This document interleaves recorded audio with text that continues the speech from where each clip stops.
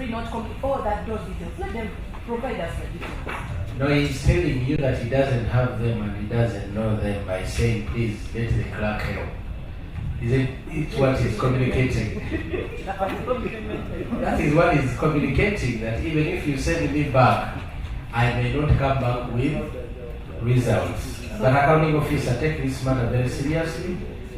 We need what are the 11 recommendations, and we want to see what you did about them. Where you say we fully implemented the 3 or partially implemented the 3, we need to know what you implemented. Now this is how we are going to proceed. I have to, the way we are going to proceed, I have a lead counsel, 2 lead counsels, actually 3 lead counsels that are going to take you through the audit queries. And feel free to ask any of the officers to come in where you need help. And I'll begin with the 3 are Honorable Wanzara. That gentleman you see, whoever they can see properly. That's Honorable Wanzara. Honorable Mudimi is going to be the other lead counsel, and Honorable Fortunate. Those are the ones that are going to take us, to lead us in this process.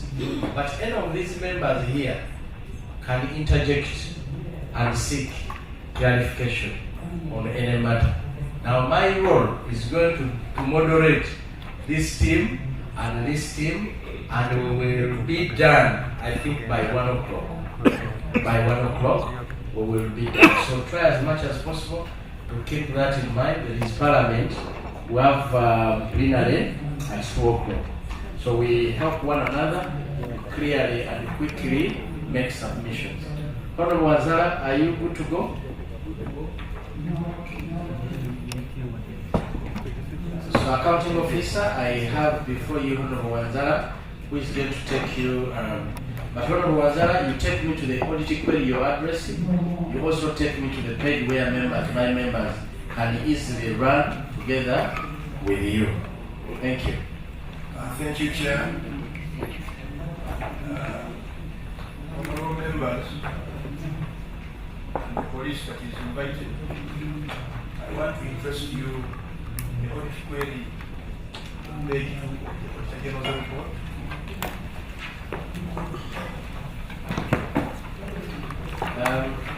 Confirm that you have Auditor General's report, especially the accounting officer, the accountant, and the auditor. Do you have the Auditor General's report? I'm seeing you opening the responses.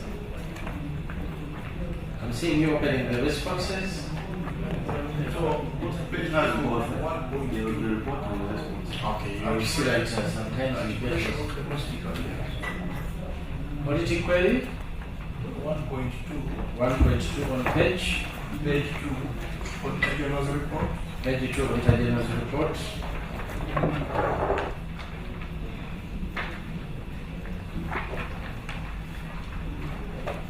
everybody there? Yes, we are. Remember, we are there. Interest yourself of that paragraph after the table.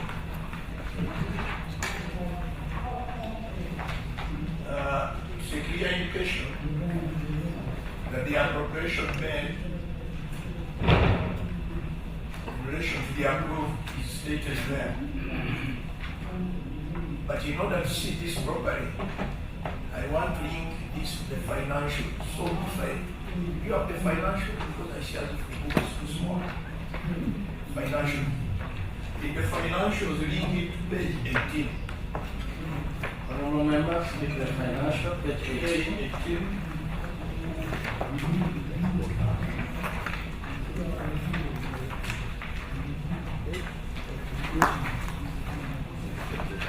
First page 16, then page 18. So we are going to link those two. You are going to discover that in the first paragraph, the domestic arrears were 54.8 billion, 84 billion. Are we there? In the first paragraph. Accounting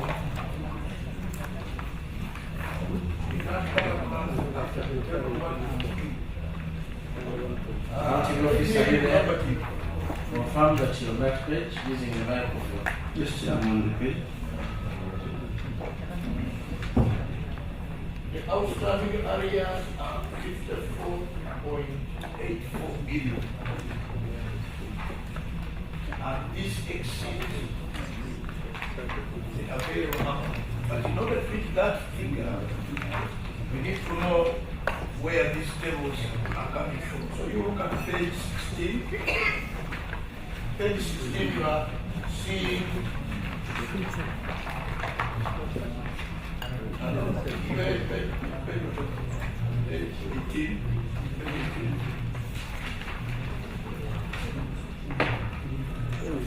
Page 18 of what? Of utilization of government warrant.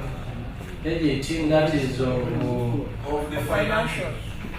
Table 1.2, table 12 showing the utilization of the government warrant. The arrears are 20.864 billion. Honorable Anzala, are you leaving my members behind? Members come back to page 18 of the financial. Page 18 of the financials.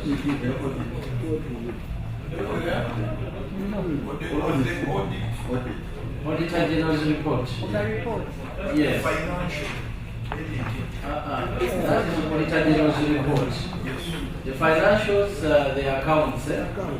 So we call the other ones accounts, you call this one Auditor General's report. So that we can deal with it. So we are on page 18 of the Auditor General's report, not financials. Auditor General's report first. And table 12. And you put the column of arrears.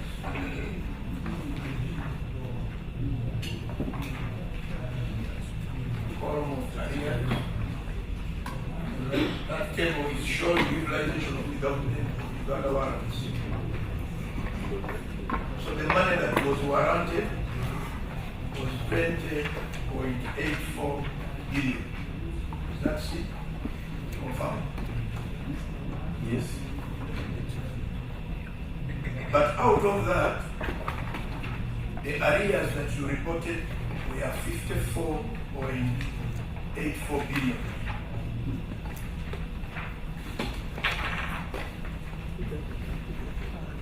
Yes, Honorable Anzala, you have seen that he spent. Confirmed.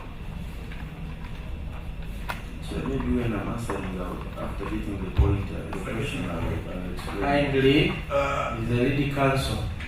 When he asks you to confirm, you confirm. Chair, that's not true. The auditor is saying the entity cleared prior domestic arrears of 54. Not that we reported that. There's a difference. Honorable Anzala, The arrears that were paid were 54.847 billion, as reflected on page 14 of the financials. over the accounts. You know, I told the documents I told. Sorry, There is accounts and Auditor General's report. that was paid is 54.84 billion. On page 14 of the financials.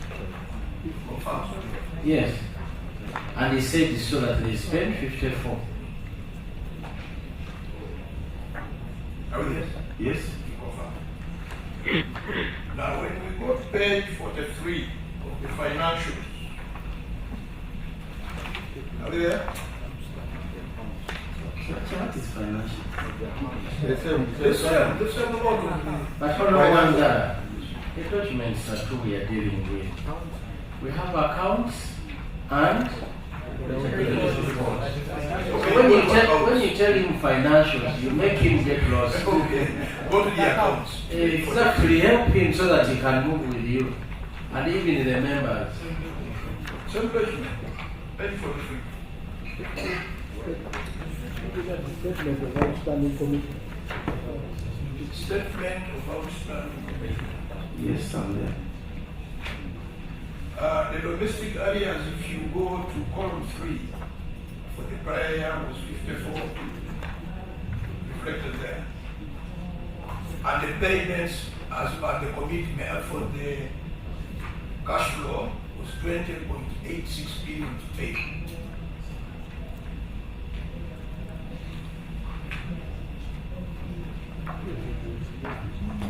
I showed you the other side that 20.84 was committed towards the spent balance, the spent money in the other page.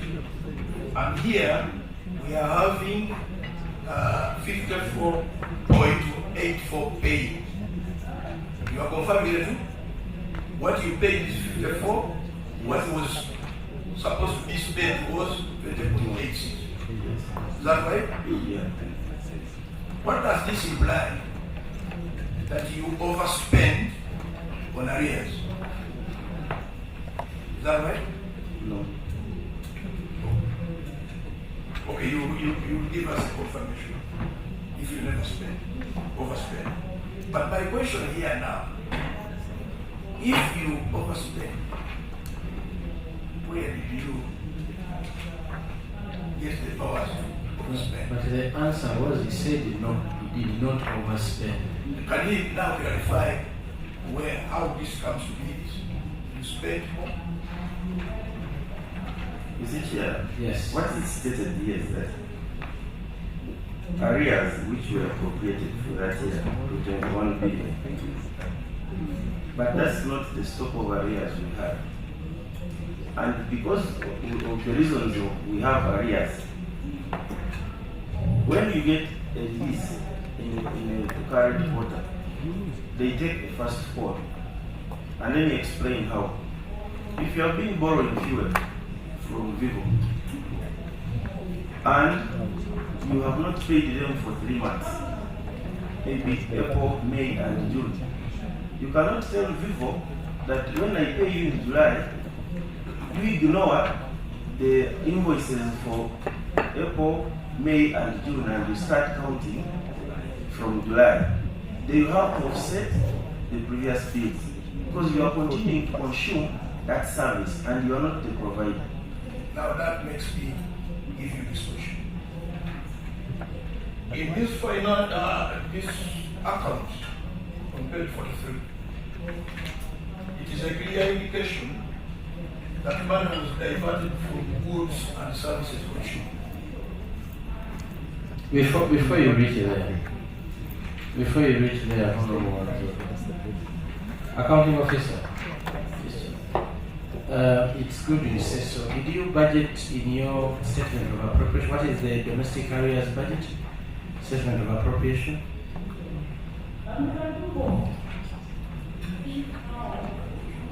How much was it?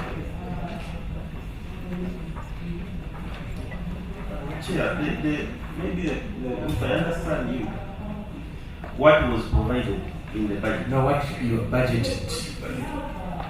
How much did you budget for domestic areas? 21 is not provided. You know, for every entity, you prefer how you spend your money, right? Yes. And you budgeted for how much? Chair, we provided 21. And I'm going to explain. You see, the way we budget. Okay. Let me make it clear. How much did the Parliament appropriate For arrears. Yeah, that's for arrears? 21. Parliament appropriated 21.1. How much did you pay?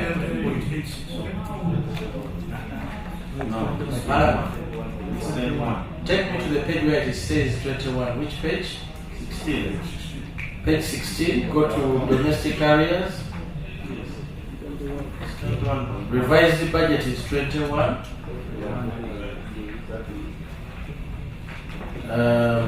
21. Actual performance is 20. Then how does the 54 come into? No, Chair, it is 21 was appropriated, Yes. but out of that, the what was released is 20.8. Released by Minister of Finance. Yes. However, the auditors noted that we spent 54.8 on arrears, and I've explained the scenario because this is the same service that you are consuming in the current year. And the question is simple. What process do you go through to spend what has not been appropriated? Chair, you see, in real terms, there would be a line. You would draw a line if you were consuming, for example, other goods which are a one-off. Agreed. By the way, I'm not complaining about where you picked the money yet. I'm wondering if Parliament has appropriated 21 billion. Okay? For you to spend over and above that 21 billion, there is a process you go through. Chair, it doesn't apply to Uganda Police. goods which are consumed on a daily basis, where even the Treasury itself, in a circular issue, they say the first call will be the previous invoices. And I've given you a clear example of where this money was actually spent. On utilities, you cannot say that, yesterday I didn't open it up because it was 31st. No, it is you who budget. And you budgeted 21. You knew you had these invoices with you. Then in your budget, you come with 21. Why didn't you budget for those invoices? And you make Parliament appropriate 21 when your problem is 54. It takes us back to, if you had allowed me to give a preamble before, I would have explained that we are dealing with a situation which is ideal, but not realistic. Because Parliament has never appropriated what we budget for. Parliament actually gives you a figure within which to work. Now, for the case of arrears, it's even different because there is a committee that sits and randomly allocates money to entities, irrespective of the stock of arrears.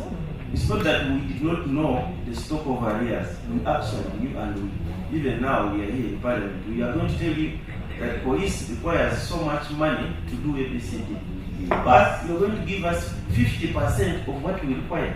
But police cannot stop working and cannot stop running. Okay. It has to continue. You cannot say that police has closed. It has to work for 24 hours for 7 days. So the budgeting is unrealistic from the start of the year. And this is what causes all these problems. Chair. So, because it is unrealistic, you go back and do what you want. No, Chair. Can you read for me 14? 14, 1 and 3.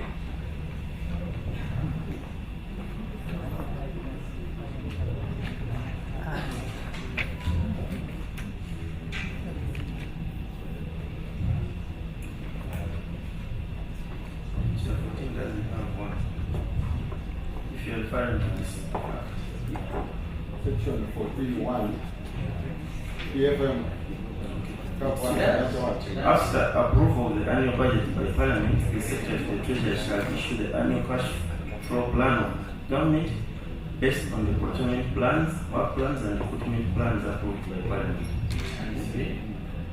An accounting officer shall commit the budget of the vote based on the annual cash flow plan issued under this section. And for you, what are you explaining? Chair, it is actually in consonance with this. Chair. Yes, very good. Chair, thank you very much. I want to request the accounting officer to answer this query slowly because he's rushing, he's diverting us. The query on table is about industry when it comes to appropriation. The appropriation account is here to check whether you are moving according to budgeting procedures or not. There is a column for revised budget. Those things you're explaining, if there is a need, there is provision to revise your budget upwards, either by carrying out a environment or a reallocation or a supplementary budget. If you do one of the three, your appropriation account will be adjusted under that column of revised budget. But after you not doing one of the three, you remained with only that figure of 21 billion to spend. Yet you had the provision to revise your budget either through environment, through a reallocation, or through a supplementary budget. You did not do any of the three. Now, the cash flow statement now reports you that instead of spending 21 billion, you have spent 54 billion. So the question is, you did not do one of the three. Why did you spend the 54 billion? Let me give you this information, then you conclude it properly. He has been doing that over the years. And out of that disrespect to the law, I've read you the law 14(1) and 3. In the year 2021, the provision was 23.9 billion. You spent 25.52. In 23-24, you were given 16.9 billion. You spent 40. Now we are here. For you, you're working in total disregard of the law 21. because it is police. Kindly go ahead. So, Chair, the accounting officer telling you we have many things that can come in. Yes, but there's a provision to revise your budget. You skipped all that. Instead of spending 21, you ended up spending 54. The cash flow statement is the one telling us. So we are asking you, accounting officer, why are you dodging these procedures that are already described by the law? Spend within the budget. If the figures are higher, if you are encountered by more pressures, there is room for revising your budget upwards. You skipped all that. You went and spent 54 billion. Why is Parliament in place? We are here for a purpose. So who gave you that permission to spend another 33 billion within the framework of the law? Yeah, first of all, you realize the items on which you are spending are the same. So environment does not apply. If you're spending money on the same item of the budget, for example, I gave you an example of fuel, water, and the rest. I don't care which items you're spending on, but the law has told you how to do what you want to do. You're supposed to spend. We know there is no time when government is going to have all the money. You know that. For every financial year, they tell you this is the budget you have, and you're supposed to spend according to the work plan that you have. Sure. Now, for you, you're telling me you want to come here and convince me because it is Uganda police. You're free to do what you want. Honorable Sir. Chair, just some information because the accounting officer explaining that money was for goods and services. I want us to look at the same table 16. Table 16 in the accounts? In the accounts. Under goods and services, Parliament appropriated 281 billion for goods and services. Just go slow so that my members can reach there. Very good, you had something still reaching you. Let customers have first finish. Yeah. When you look at goods, under goods and services, Parliament appropriated 281 billion shillings for goods and services, as they spent the entire 281 billion shillings on goods and services for that year. Meaning, whatever we appropriated for goods and services in the financial year was spent on goods and services. And the chair, we are specific. We are on domestic areas. That's where our query is. So when you explain the reason for overlapping the figure that is meant for domestic areas, you bring in areas of goods and services, yet they are already budget lines of their own. It's not convincing. So, accounting officer, first of all, now that what Karim Masawa brings in tells us you need to answer where you got the other 33 billion. And if you got it, we want to know who gave you permission to spend it. No one. Yes. Chair, if you get money from goods and services, which we are planned, and I'm sure the project plan and so on, that we have, then you need to tell us those activities that will collapse to pay arrears. And that's why we asked, where did you get the money? But before he takes us to where he got the money, maybe you begin, where did you get the money? You spent the 33 billion, and who gave you permission? Yeah, let me first explain. The very table that the owner looked at on page 16. There is a revised budget under goods and services. Revised budget? 281, Yes. I see it. Yes. Now, what I explained is this. Let me give an example of fuel.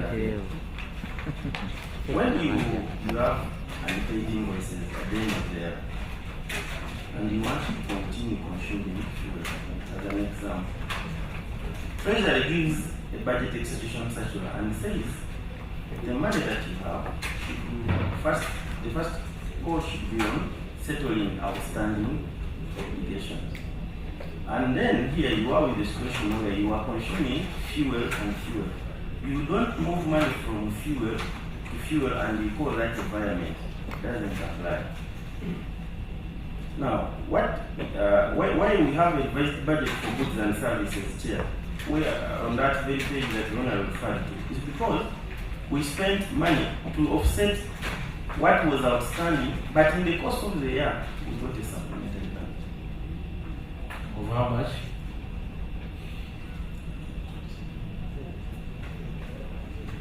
We get the figure.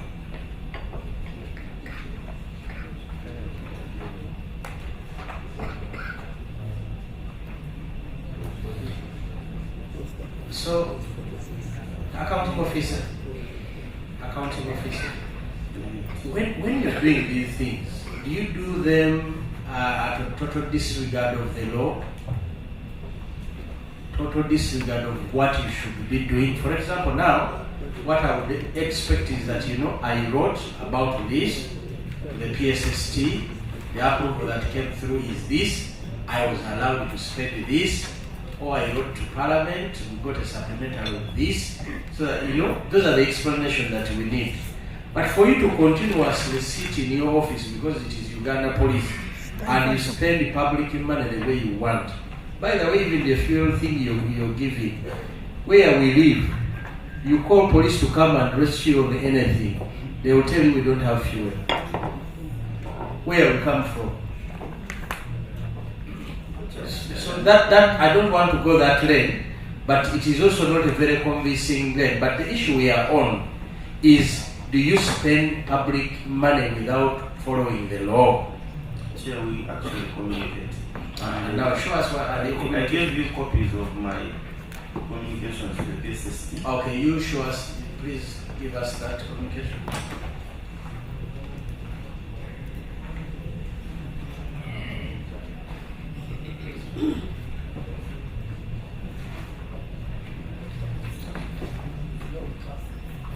Can I have that?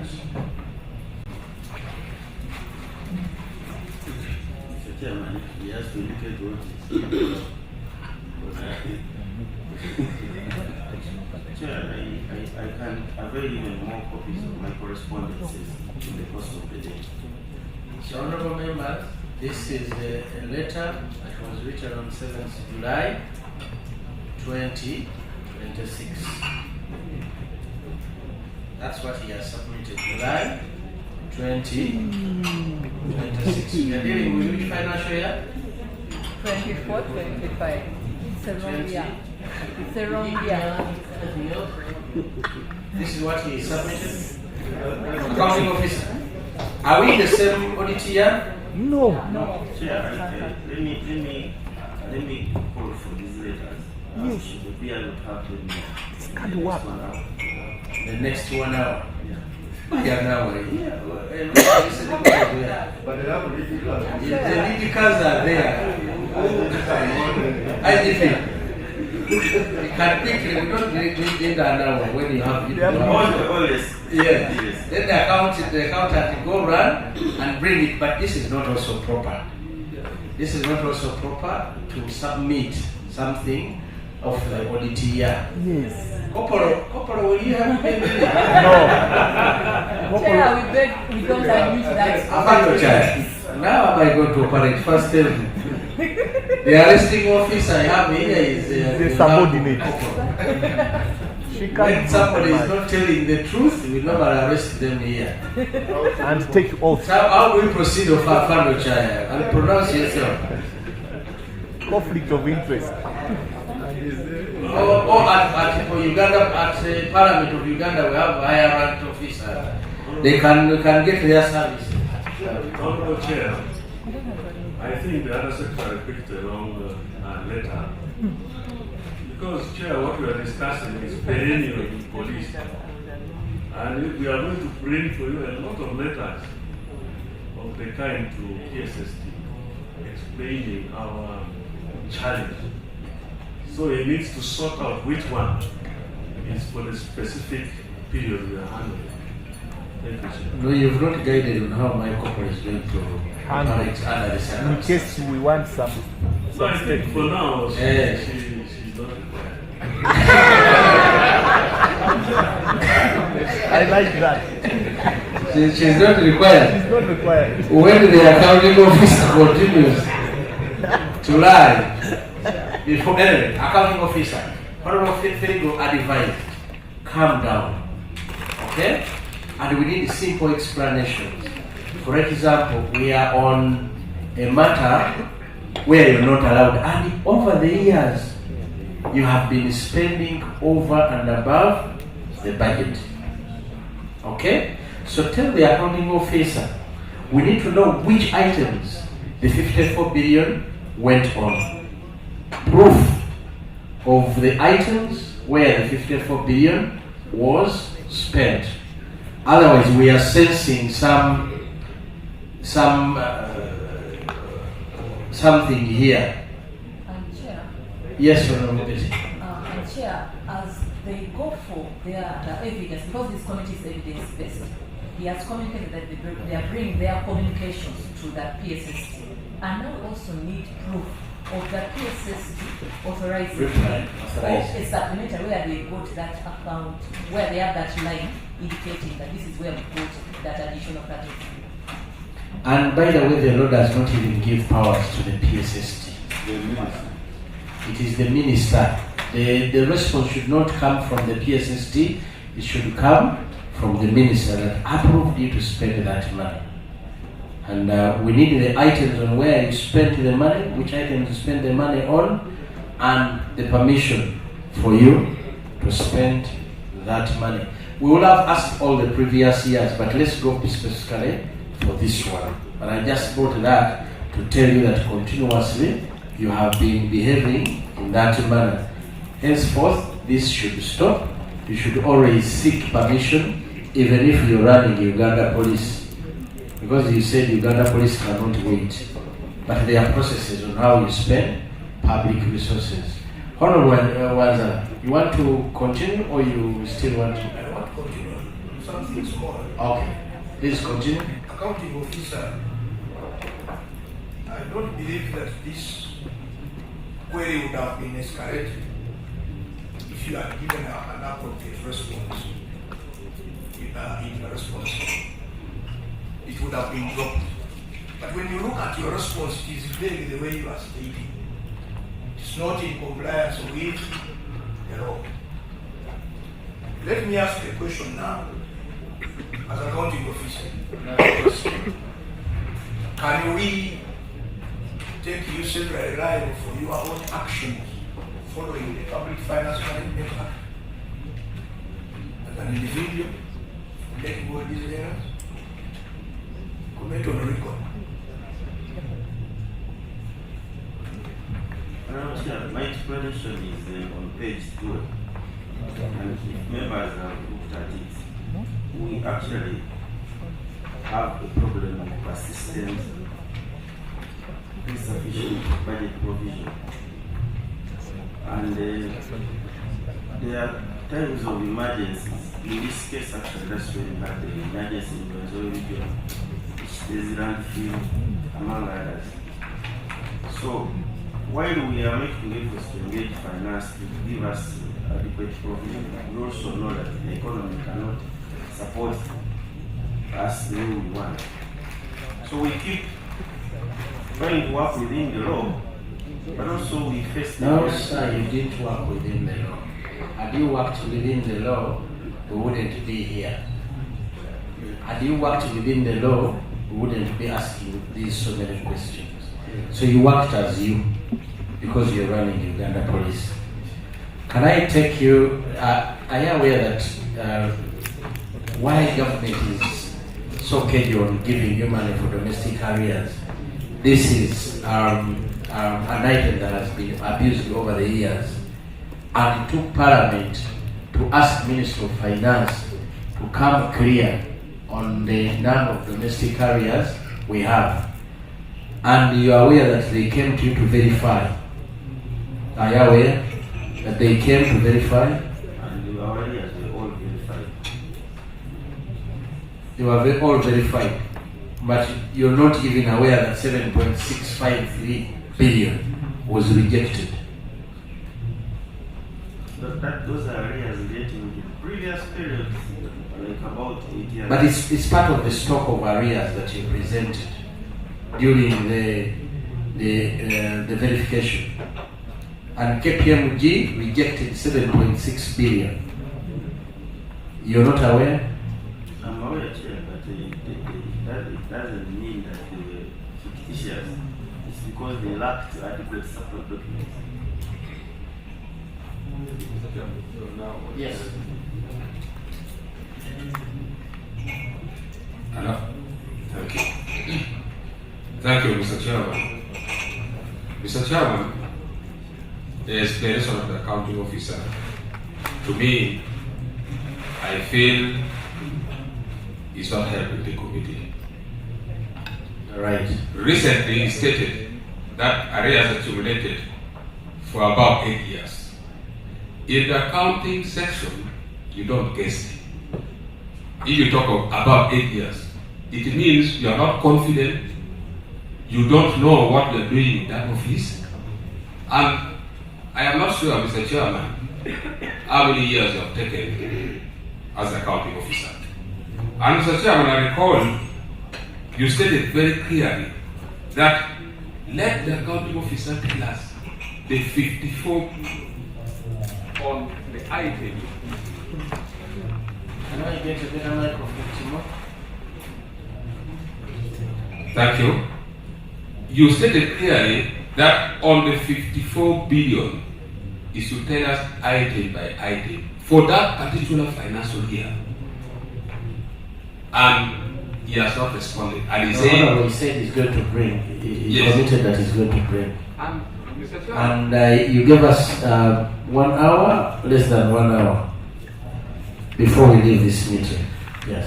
thank you. Mr. Chairman, you are aware that during the audit, the accounting officer interacts with our auditors.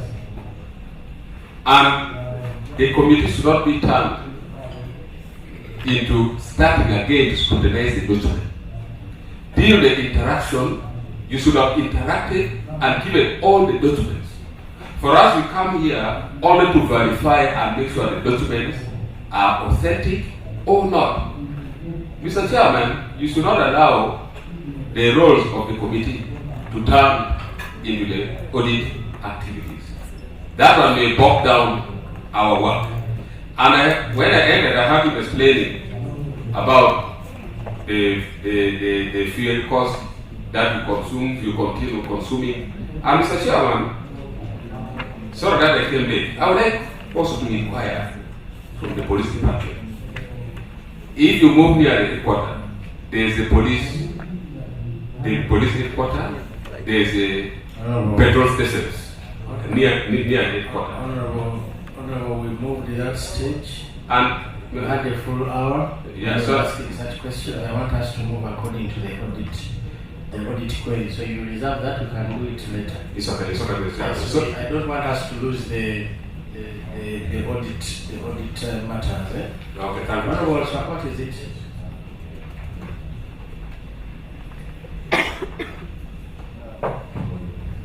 Thank you, Honourable Chair.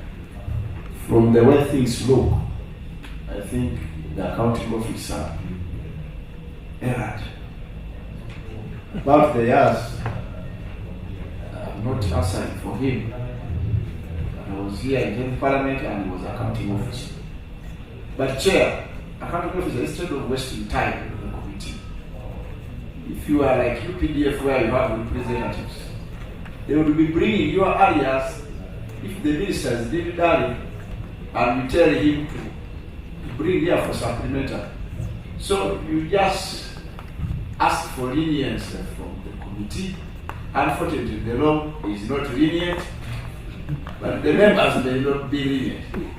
So these days of saying 1 hour since you have the lead card, so I think on the chair, the issue, and henceforth, I don't hear you are culprit. But from now on, you have people who may be friendly. You bring your issues and we tell them. Otherwise, the way you moved, the YGP was not okay. Don't necessary. Thank you. Thank you very much. I want to move to the next audit query, but first answer this one and this one quickly, then we move to the next audit query. Honorable Wazira, please don't keep me going back because I've already ruled on this one. They had suggested that they are going to bring about the 54 billion, then you brought me back. Okay? So kindly move me forward. Accounting officer, his question and his question quickly, briefly, and we proceed. No, Chair, we note what the members have just said, and it is all for continuous improvement. We shall do better. But my things are coming, right? Don't hide it too. We shall do better. The chair ruled that you bring them. So, Honorable, move me to the next audit query. As we just ourselves in 1.1, the Auditor General's report. 1.1 Auditor General's report. Accounting officer, are you there? Yes, please. 1 point. You will note in this audit query that the total expenditure was 1.14 trillion. But part of this expenditure has 236 billion. Honorable members, I want to confirm that you're on that page. Page, which page? Page 1. Page 1, Auditor General's report. Colleagues, number of the JB, are you with me? Well, so I want to see with the Auditor General's report. Page 1. No, that's not it. This one. Auditor General's report. JB? No, give him his copy. Honorable members, is everybody there? Yes. Page 1. Give also his copy so that he can follow. Page 1. You're there, very good. Yes, Honorable Wanzara. 1.1 relates to classified expenditure. And it is brought out clearly that the total expenditure was 1.14 trillion, but part of that expenditure, worth 236 billion, relates to classified expenditure, as per the Auditor General's report. Our emphasis here is one. Is it true that the 236 billion as classified expenditure is in there? Yes, it is. In relation to the Public Finance and Management Act, this is supposed to be reported separately.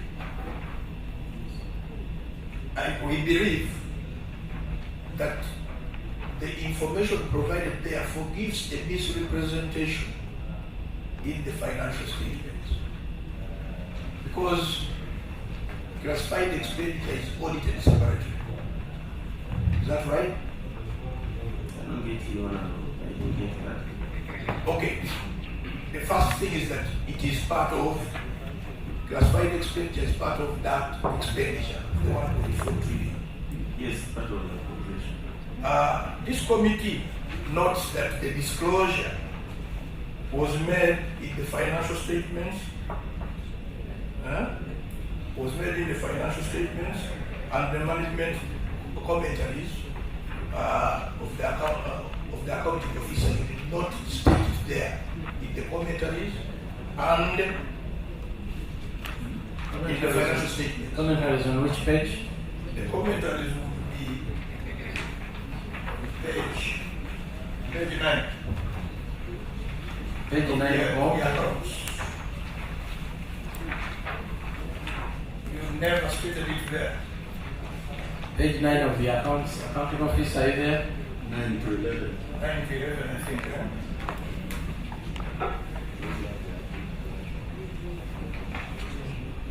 You did not make any disclosures in the financial statements and in the management commentaries.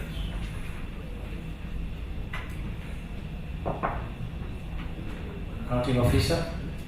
Chair, that is something to learn. I just take it as the advice of the committee. So he has accepted it, that probably will do it better next time. Can we proceed, Honorable Wanzala? Interest yourself on the non-performing revenues, the receivables, and this is page 32 of the financials of the accounts.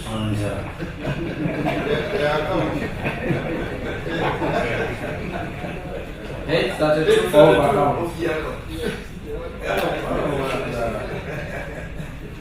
Page 32. There are some receivables that are stated in table note 23. Note 23 receivables. It's note 23. Accounting officer is there. This one right there. 32. And we have a figure of 13 million for doubtful debts, provision for doubtful debts, which is table 23B. You provided for them. Noted? Yes. As I have a question on this, you are making a provision for doubtful debts. In other words, you are even about to write them off. You are certain that in the future we are likely to write them off. We want to learn from you as this committee. Are you expecting to collect this money, or you are making a provision to write them off? That would be question number one. And if not, the other, if you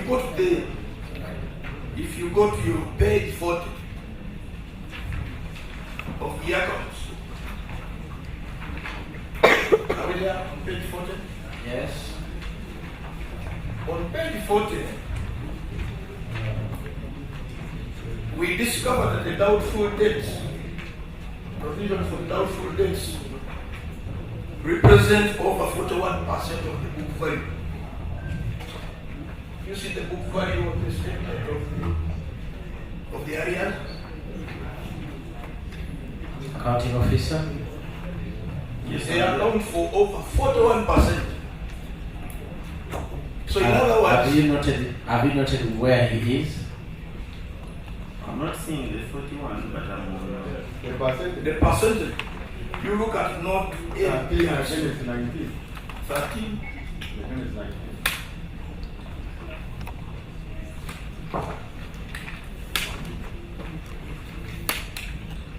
Are you there? kindly repeat and guide him where to find what you're talking to so that we can move quickly. No, I'm not able to see what on page 40. Cumulative areas of revenue as at June 2025. You see it down on page 40, Yes. and the figure is There is the amount billed during the year 63 and what is collected.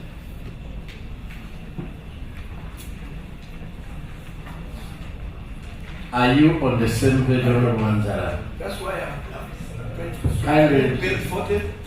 kindly direct him on which column or which You row. go to the column of cumulative areas of revenue as of 30 June 2025. Yes, Are you the accounting officer? I'm there. And you are seeing the cumulative areas coming to 19 billion, 19 whatever millions, Billion. billions, and 80 billion. When you look at that cumulative areas and the one that is provided for in the doubtful debts in node 23B, which is 13 billion 387, that figure of provision for doubtful debts accounts for 41% of the receivable. Is he right? No, he's using just 1 year to arrive at a percentage, but these areas span over more than 5 years. So that The percentage, provisions span over 5 years. even actually 10. And I'm going to explain, if you allow, why we are providing for doubtful areas. We've actually even tried to write to accountant, write off this. These are mostly tickets issued under the express penalty scheme. Vehicles which are no longer on the road, where the owners have died, owners are not claiming, so it's impossible to recover. Even the program was suspended.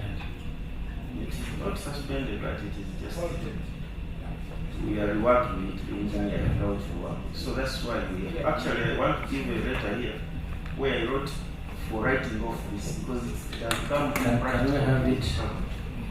You get it. So in that respect, the letter is available. If chairman is out with that, then So you want us to proceed? we need to proceed. Members will proceed? Okay. Let's proceed. You mean chair, accounting officer.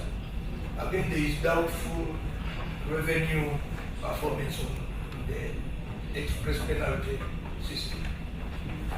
We find that as our query. We have a situation where we have discovered on page 40, again, that the amounts billed during the year were 41 billion. Isn't that from page 40? The accounts. Page 40, are you there, accounting officer? Yes, please. Bill. The total billed was 41 billion. The total collected was 41 billion. Chair, again I have explained. What you bill in a year and what you collect within the year are different. The amounts can be the same, but the receipts don't relate to the year in question. There are people who have accumulated areas over time because we have so many sources of non-tax revenue. EPS is just one of them. I gave the example. Manzara, what's your problem? I was wondering, looking at the explanation the accounting officer gave, that some vehicles will be redundant and so on, will not collect the charges. And while in the financial statements, the amount billed is the exact amount collected, almost the exact amount collected. But the explanation now again is changing that these collections will be across the years.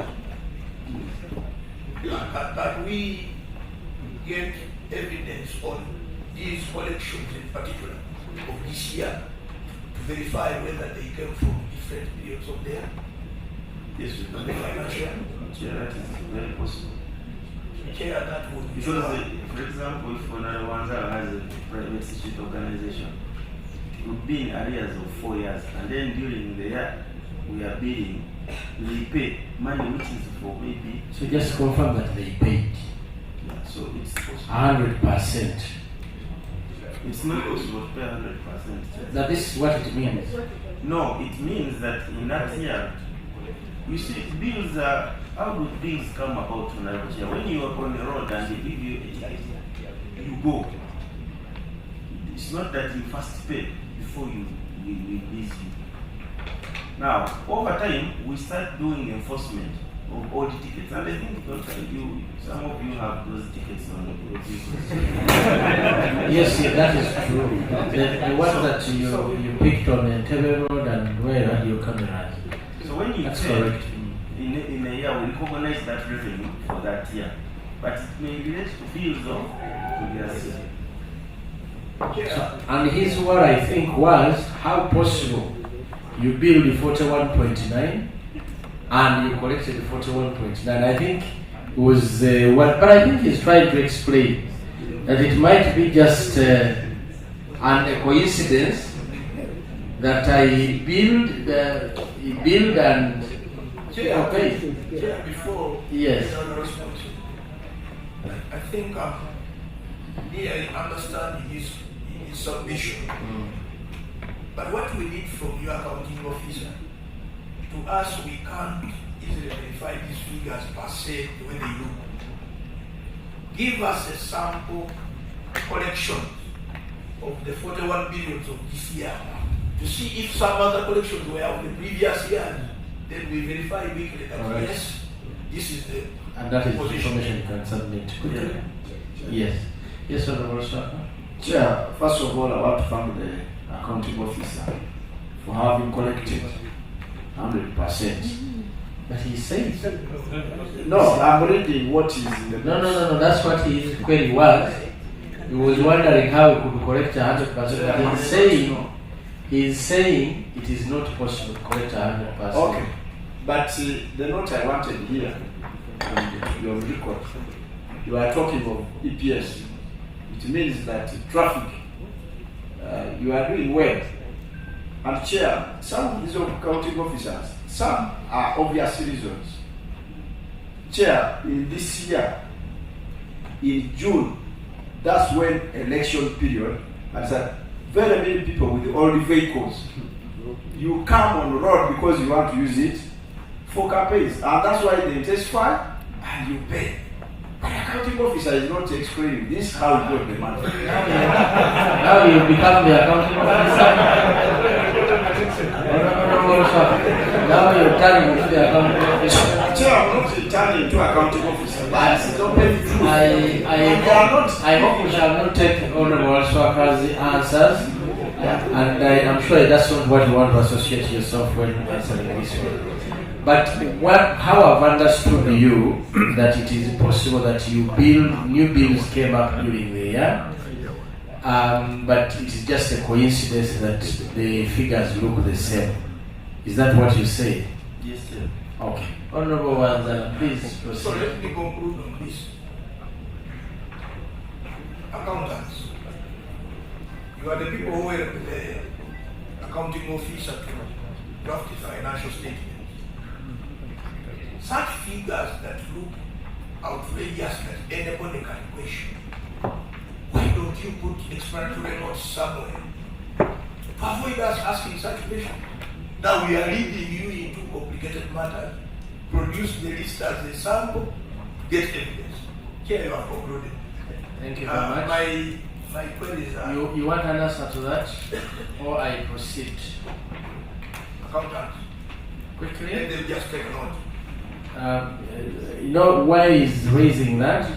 He's saying that when you put explanatory notes in your account, it is easier for somebody to run there and see them so that they don't appear here when they quote. And I think that's the point for noting. Okay. Honorable Mudini, I'm with you. Thank you very much, Honorable Wanzala, for those questions. I'm with Honorable Mudini. Mr. Chairman, Yes. I want to draw the attention to page 46. Page 46 of Accounts. Page 46 of accounts.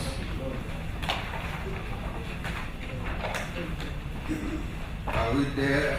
Yes. Accounting officer, are we there?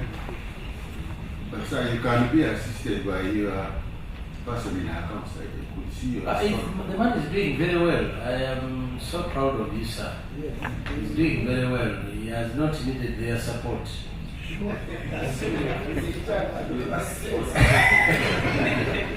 It is allowed in the law to.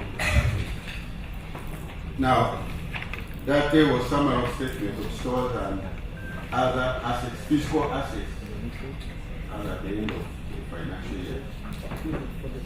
So when you look at these assets, land 1.39 billion, then there is an adjustment to the opening balance of 27.58. And there was additions for the year.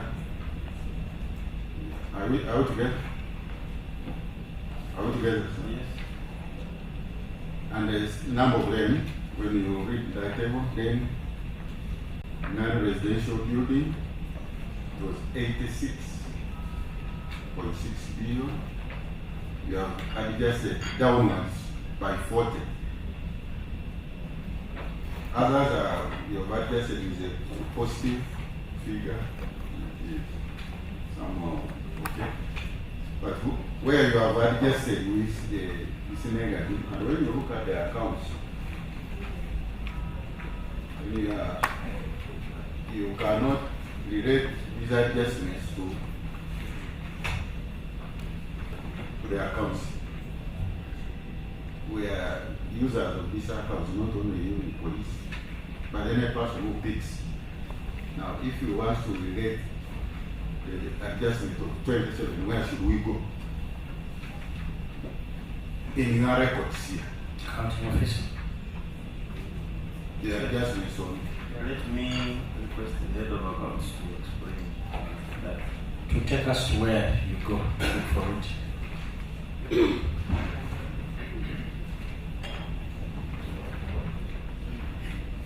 Thank you, Honorable Chair.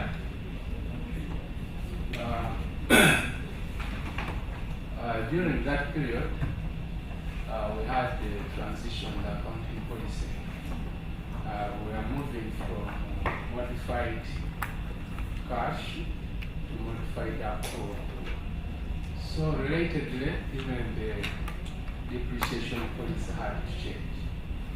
It had to change from expensing our assets in the year of acquisition to adopting a straight line method evenly over the useful life of the asset.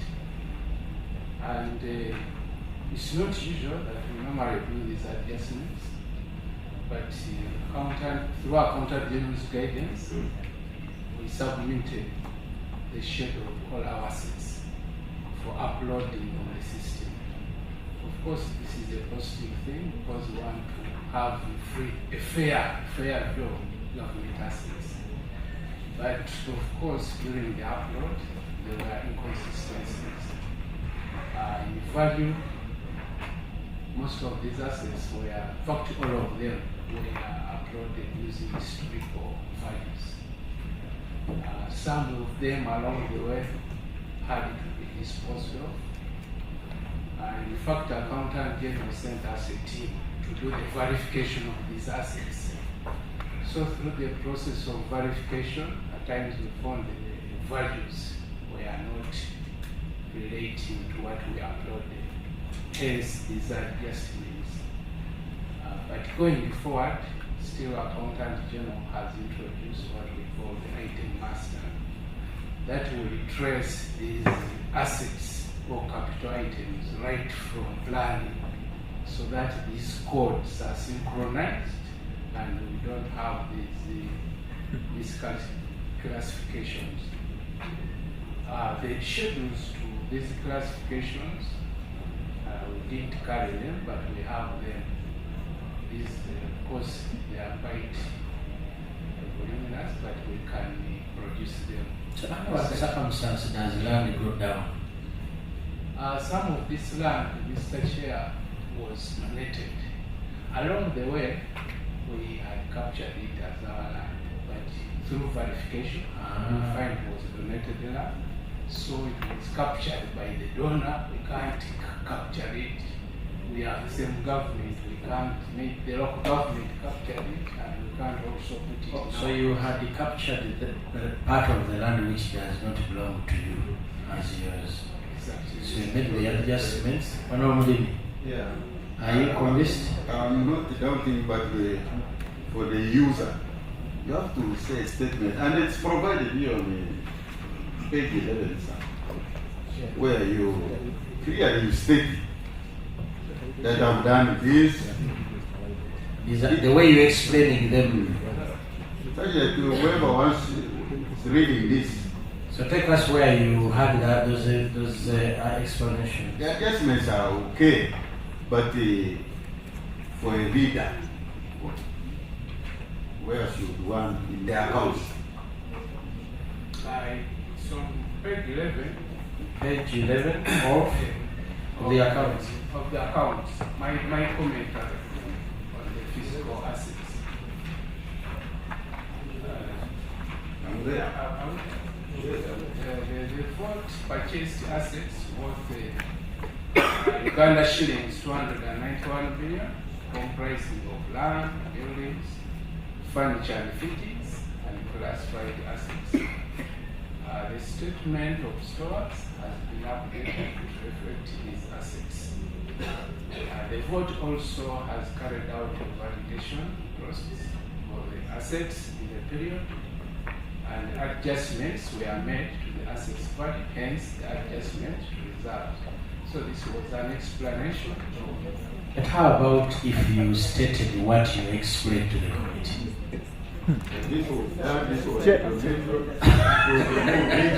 Chair. Yes, Senator Feligan. Thank you. The accountant has explained those concepts, which is okay. But you have made it very clear. And he knows that among the items under property, plant and equipment, land is the only asset that appreciates. In the event that in the schedule you have put a figure which is negative, and you don't put an explanatory note, you leave the whole matter hanging. Because one will imagine that there was some depreciation during the year under review, which can't happen. So I think the accountant should accept that for such unique adjustments, put a note. Otherwise, the users will be confused. Like now, some of us, we are senior 6 people, we don't know these things. Thank you. Always remember that parliamentarians are senior 6. Yeah, for us, it's senior 6. That's not my statement, Mr. Chair. I appreciate the Honorable for that guidance, and these reports are continuous improvement, and we appreciate the quality assurance because that's very important, and we appreciate it. Shall keep improving. Honorable Dini? Yes, Honorable Frederick, I want to leave that and yes, thank you very much, Chair. And I want to thank the accountant for the explanation that adjusted the value of land. But I just want to find out, there used to be a problem of land that is UNAFRE is seated on. I want to find out from you, how finally did you conclude the ownership of UNAFRE land? Could it be part of those that led the adjustment here, or it is still land owned by police? Yes, yeah, thank you very much, Chair. The explanation given by the accountant seems to be very convincing, but what would be of interest actually is if we would be availed with the details to which this particular value is attributed to, because that will, and I wonder how even, for example, in your general report, this is a matter that is not captured. But when you get to the accounts, you clearly see this glaring. If you are getting a reduction of this huge amount in your assets, it's important that we get this kind of details. So are you going to submit that to Or you have it there? No, Mr. Chairman, this involves a very huge. I don't know whether. No. It can't be huge. The adjustment is how much money? 27 billion. That can't be Honorable Chair, huge. this is just a value, but it forms so many assets, but we shall try to compile it. No, my brother. In this country, 27 billion of land. I don't think, even if you just highlighting that this particular land is here, I don't think it can take two pages. Shall bring it, Honorable Chair. Thank you. I think that is the request of the gentleman. How about Honorable Frederick's land issue? Honorable Fortunate, why don't you bring the land matters now and we finish the land issues? And Honorable Frederick can chip in on that. We do land and we are done with it. Honorable Mudini, please allow. Then we come back to you. Thank you so much, Chair. Once again, I'm not on operational insurance, and I'm going to appreciate all this stress. Members, let me take you to the audit report on page 20 and page 20 that speaks to the. I have to personal chair that these matters, I'm dealing with accountability matters, monies. However, these matters of land may not really be speaking to monies that FAC is supposed to do. However, since it was put in the audit report and somehow, somewhere, land also and compensation speaks to money, then I believe we need to get an insight from the police department. So, it was indicated on page, members on page 21. The Auditor General had queries about the land at Kabalagala and the land at Nakuru. However, the land at Nakuru did not specify any details about it and what is the status of that land at Nakuru. Counting officer? Oh, that is clear. Counting officer? I'm able to see Kawaragala, but where is Nakuru stated here? In the report on page 20, the accounting officer identified disputes and encumbrances in the Nakuru land and the Kabalagala land. So update us on Nakuru. So update us on Nakuru land and Kabalagala. Specifically in Kabalagala, you indicated that the land was compulsorily acquired in the 1970s by the government. But then you have no proof of the compulsory acquisition because under the law, if you compulsory acquire the land, first of all, they didn't follow the law of compensation, but also proof. However, the Auditor General notes that you did not provide any proof, and you indicated that the beneficiaries on that land were all settled. However, no proof. So do you have any proof to this effect of settlements that were made, and what was the valuation report concerning those settlements? Chair, should I come in and answer the Yes, one? please come in. Chair, before even it comes in, we need to note that us as a committee, we are interested in both public funds and public land. Yes. Two. We are highly interested in land. Two items. Yes. Public funds and public land. And land, maybe not Yes. public land alone. Okay. For purpose of accountability, Yes. as the government civil servants, this item Honorable was talking about was a prior year issue. Now it appeared in this audit year of 2024-2025. The auditor reviewed what he had queried 2023-2024, and the concern is about land that is already encumbered, and the schedule is very clear. It's already recorded. Since that time, you have occupied that land, Kawaragala land and Nakuru land. So we are saying, are we safe? And you people, Chair, to make matters worse, police is one institution that has many brains, lawyers.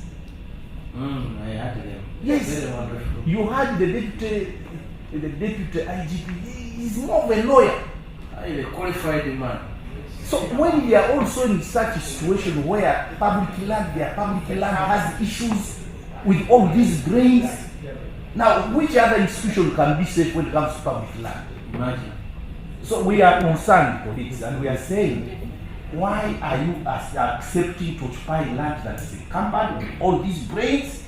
You don't clear that issue in court of law. How is our land safe? Because you are occupying it on our behalf. It's public land. That is a prior year issue, and it appeared last financial year. That is one, and I wanted him to answer at once. Okay, quickly answer those ones. Chair, let me ask the Let me first answer that. Huh? It's also related to land. But this time promise me that you're not going to answer from the accounting officer. Thank you, Mr. Chairman. You guided so well that the matter related to land should be brought so that it's ironed out once and for all. Mr. Chairman, as I tried to bring it earlier on, the petrol station Shell near the headquarters, that is the government land, and the land belongs to the police. Where? The headquarters of the police. There's a petrol station on Naguru land. Yes, Mr. Chairman, and right now, the Shell, it has turned into an individual property. We would like to find out from the police who authorized Naguru headquarters, the police headquarters. Mr. Chairman, now it has turned into a private property. County officer, that is a serious matter. So we'd like to find out who authorized Is it true that Shell person is to put sitting on the police petrol land? station that area? And also, in case of eventuality, how prepared? Let me first confirm. Is it true it sits on police land? That's not true. It's not true. Whatever you heard, it's not true that it is on police land. Mr. Chairman, let the county officer be serious.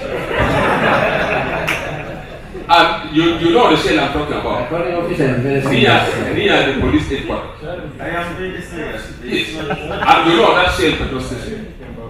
And you have seen how close it is.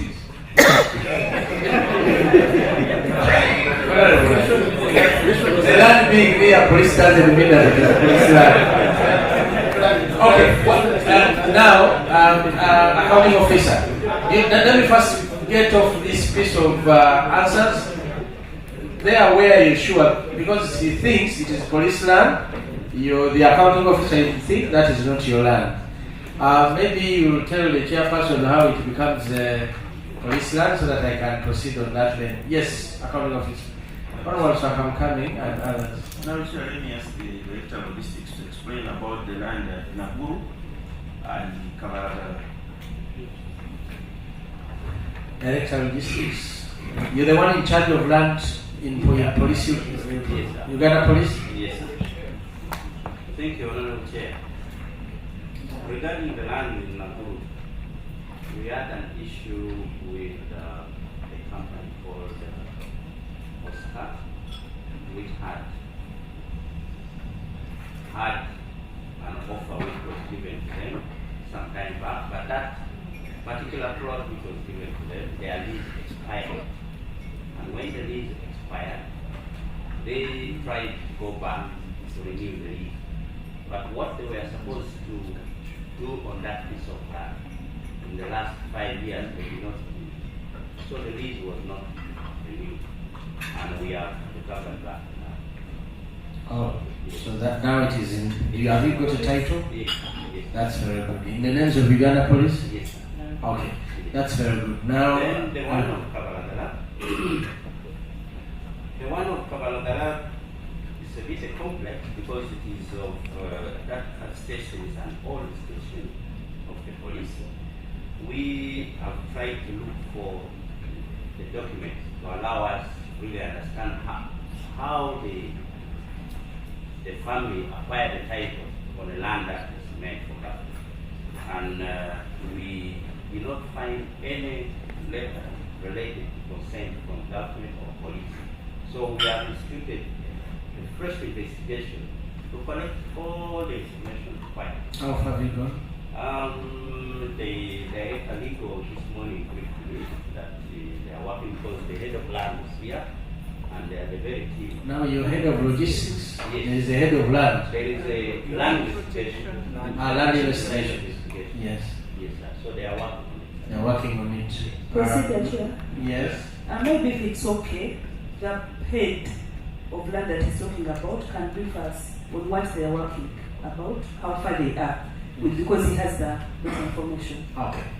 Thank you very much. Quick one. Yes. On the same, Mr. Chairman, this query has been recurring for last many years.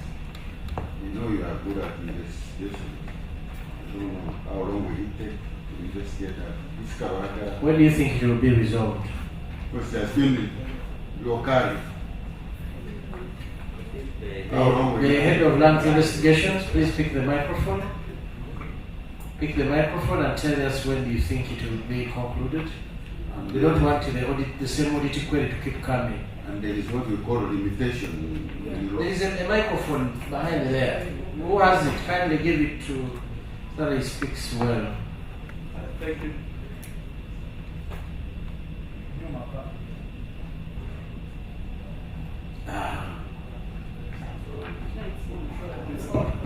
Yes. Thank you, Chair. This matter came to me, I think, like a month ago, when the query was raised, because internally management was trying to find what is the status. Currently, I have deployed a team so that we can dig all the paperwork right from Uganda Land Commission and the Ministry of Lands. We are trying to come up with a report which we shall submit today. Please ask him when do you think it will be resolved. Let's give it within the next 4 months. We shall have an answer for Head logistics. I want to ask a quick one. If you're given a chance to sell the Naguru land, how much will you sell it at? I cannot give you. No, given the chance. I would need to value the land first. Okay, Mudini, if you're given a chance to sell the Naguru land, how much would you sell it at? It's a lot of money. It's a lot of money. You know, Naguru has been classified as the IN. Naguru, Kororo. No. It can fetch around 60 billion, 100 billion, like how much? Where even the police is sitting down. Or Yes. specific, depends on the site, but the sums which is in the trillion. Trillions. How about the Chibuli land? The one of Chibuli. Chibuli. CID. You know, they say, you see government even compensated small part, but they give them a lot of money. They know. You know it from. How about the Zambia land? Zambia land is not there as it's for Kampala. Okay. You know why I asked that? The value I'm seeing here for the land for police, do you think it is really fair? 1.3 trillion. Can you really sell that Naguru land? You can sell it at 1.3 trillion? Now, what is the intention of keeping these figures, the values low? Is it during the time of exchange when Swahili wants it and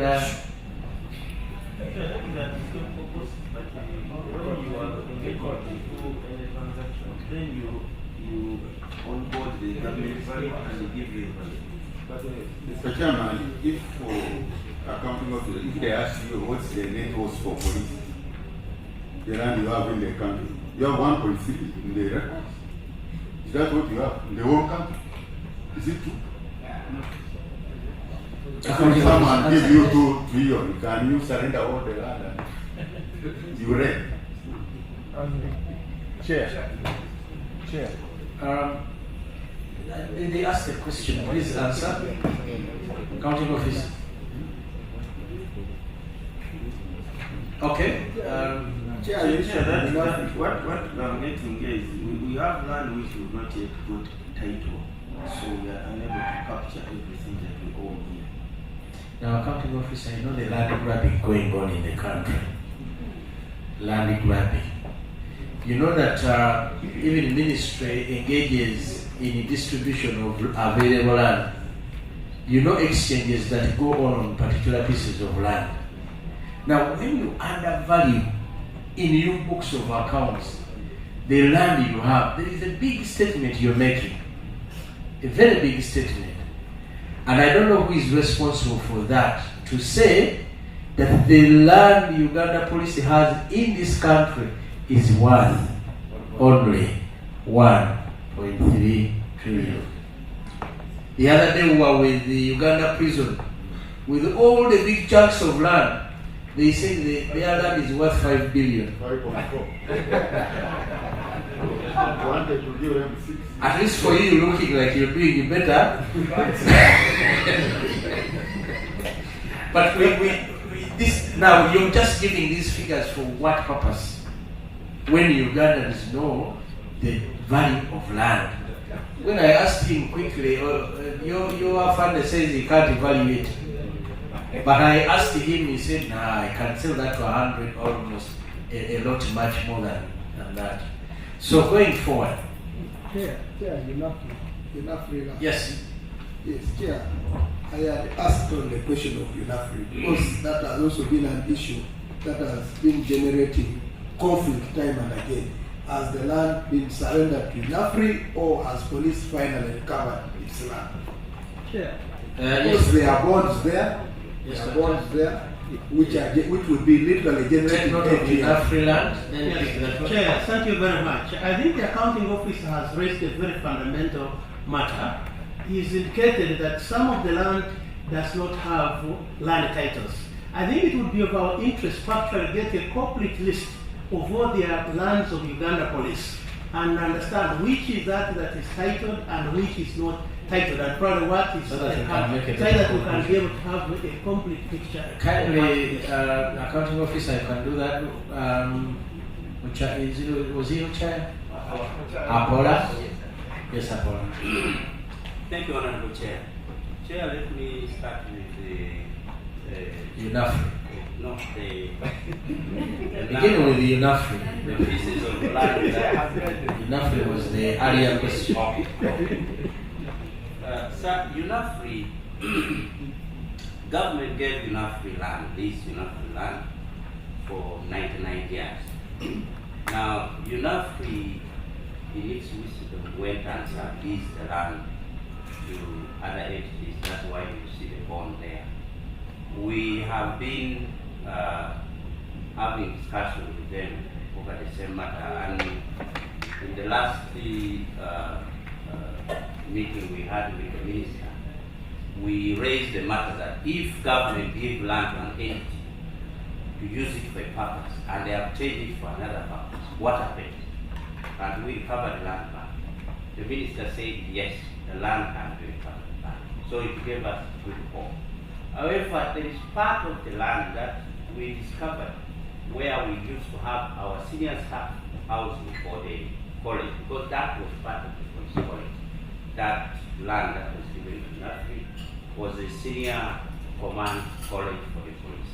And part of the land that was on the upper side near police headquarters, housing about 12 blocks, we discovered this piece was also annexed to them, which we are trying to say this is not right, because this is not part of the original government. I mean, land that government gave to UNAFRI. So we are working hand in hand with Uganda Land Commission to reverse, first of all, the other 12 land where the 12 blocks are. Then go on to examine what functionality are they doing with the land, because now where they are, what they are doing does not really it doesn't measure with what is supposed to be. So how many people, land was transferred to how many people? There are two companies. There's UASA and Future Group. All are doing carbon business. Honorable Frederick, any supplementary on UNAFRI? Chair, this has taken long. And the answer that the commissioner is giving now is the same answer that has been going on time and again. I remember we went as a committee and toured that land. And there was a pledge which was a strong promise that it was going to be resolved and that land would be reverted back. And if anything, the NTR, I mean the rent now that is accruing through those bonds would be coming to the police. So I think your timeline have not been good enough. Afande, do you have that land as part of the pieces of land Uganda Police has? Is it on your list? That particular one is no longer on our list. So why are you lying to the member that you're fighting for it when it is not even? We are trying to fight for it in the sense that you fight for what belongs to you. Can you fight for something that doesn't belong? What we are fighting for can police claim to be having ownership of that piece of land? Chair, what we are saying is, one, we gave that big chunk of land here at the road to Africa for their development. But as they were going to develop, they didn't have anything. So we lent them a place temporarily to stay, waiting for them to develop and shift. And these are the 12 houses he's talking about.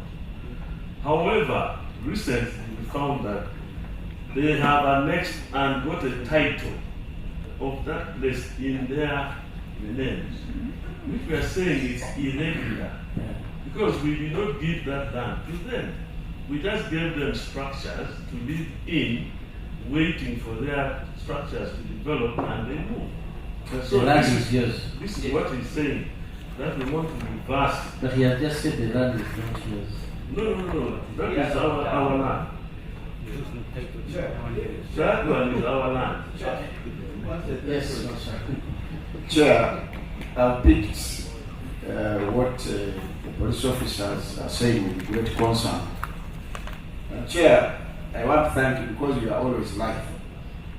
When you talked about how much money they land, I think accounting officer, why the chair asked, be realistic in your planning.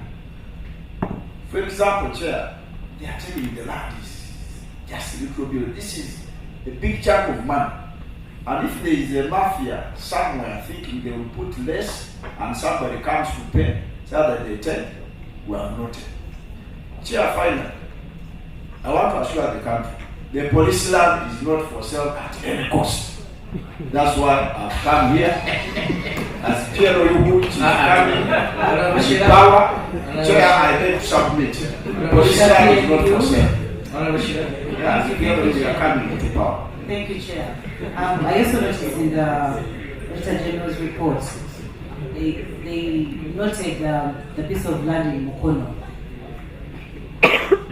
Now, I want to ask before you come in, let us take off Doctor's question. But Chair, just as he comes to answer that very one, he has just made a very fundamental statement that they do not have on record the land of Unafri which was leased. When you lease the land, you retain the ownership. The other one only has lease terms, the opportunity to use the land as per those terms. That's quite surprising that you lose, you don't have this. He requested we need a list of all the lands that belongs to police and their acreage. Maybe the value is still, accounting officer said that they have not done valuation. Did you say so? Did I quote you right? They have not done valuation. Or not all land is real time. Now we need to know which is titled, which is not titled. When can we have that? Thank you, Chair. We have 1,598. No, we said we need a list. You have the list there? No. You don't have the list.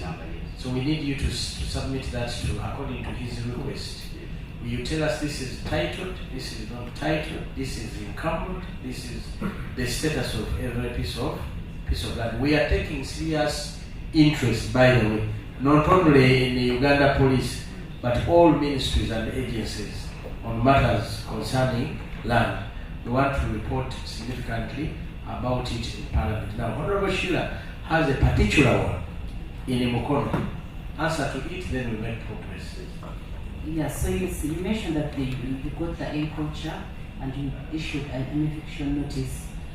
Do you have the eviction notice and how far with the investigations? I'm looking at your responses. This is where I'm picking the question. There's a rejoint on that, Chair. Yes. Quickly, then we make progress on Chair. I'm coming back to you. Chair, the part we are dealing with was on about land not being titled, being tampered. That is something different. The part the Honorable is talking about is where we have land title. Nobody has taken police to court. The auditor did inspection and realized that they were encroachers, squatters. People are just sitting on land even when it is owned by police. My question is, where we get such scenarios, people run to police for rescue. So police runs where? They are the landlords, they are allowing encroachers, and that is dangerous. Because we may not be missing a point here. Isn't it because there are some officers trying to connive with these people? Because my question is, these people, do you want to tell us they don't know what to do? They know. They have a legal department. Let me have JB, then I have the question. Thank you, Chair. In the same way, I think it's a general observation, Honorable Chair, that the force has been reluctant towards acquiring land titles. I'll give an example of Mbarara district. They had a former lab, local administration police, land, which was around 4 acres, 5 acres. And police took over, Uganda police took over the local administration police properties. We have been encouraging them to get the title for that land. The land as I talk now, I think they are remaining with a half acre. Has all been taken away. Who takes it away? People who are there, they connive with some members of the force. Yes, most likely. All the community leaders. Then when the district shifted to where I was the district chairman that time, I also allocated more land with my council, police. I asked the police, please get your title out of this. Because we offered to several entities. National Water got their title. Up to now, police has not, I don't know, maybe we need an update, but it's a general observation, Bwana Chair. Who is sleeping on job? Thank you. Who is sleeping on job as far as land matters are concerned? Deputy IGP. Chair, thank you. It's not that we are sleeping on job. You're not interested in keeping but that. The challenge is that the money that we get to enable us the title, most of our land, is inadequate. How much did you budget for as financial year, accounting officer? For titling land? Take us to about 400 million. 400 million. And how did you use it?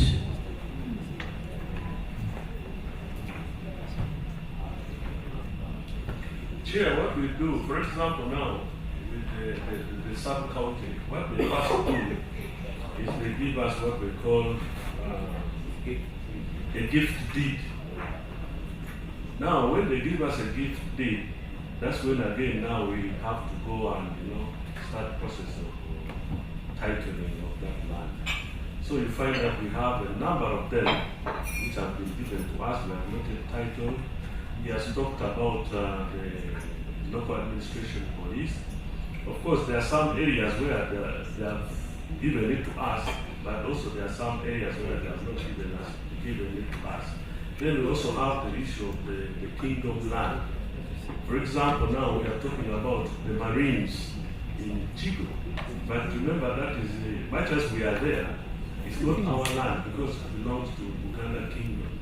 And we also have again to But Buganda Kingdom continuously gives tenancy agreements and titles on these agreements. Yeah, but you need to formalize the process. Yes. So these are some of the things that we are trying to. Okay, so we need that feedback on the status of every particular land that belongs to Uganda. Honorable Fortunate. Yeah, as we were talking about, because the most concerns are those that are titled.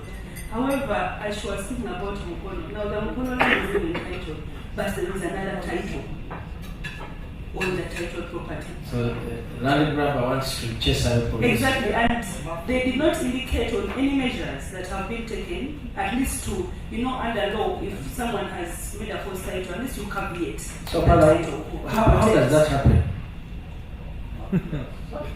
Issues of land. Is the Uganda police so weak that they can't defend their land, honestly? And you're so weak that you can't defend your land. And Chair, let's not leave out, it's not only Mukono, it's Natete, Mukono, and Nabigola. Nabigola in Movende. Yes. Yes. And this is serious. Yes. We thought this institution is so powerful when they are arresting politicians. Yes. And when you are arresting politicians, we fear you a lot. Now people are taking away your land when you're looking. Honorable, thank you for that observation. Honorable, you realize the issues of land has become a bit complicated. Sometimes people even process titles when they are not physical land. But when you go to check now the cadastral map, that's when you realize that somebody is empty. So normally once we get that, we rush to the land commission and ensure that we place it happy. So let Parliament have that record of what you have and the status of the piece of land. Probably it will help us always remind you that this particular part is with you. But Afando Chaya, I want you to take and tell people who are on police land, make a statement about it. And we know what you're going to do about it.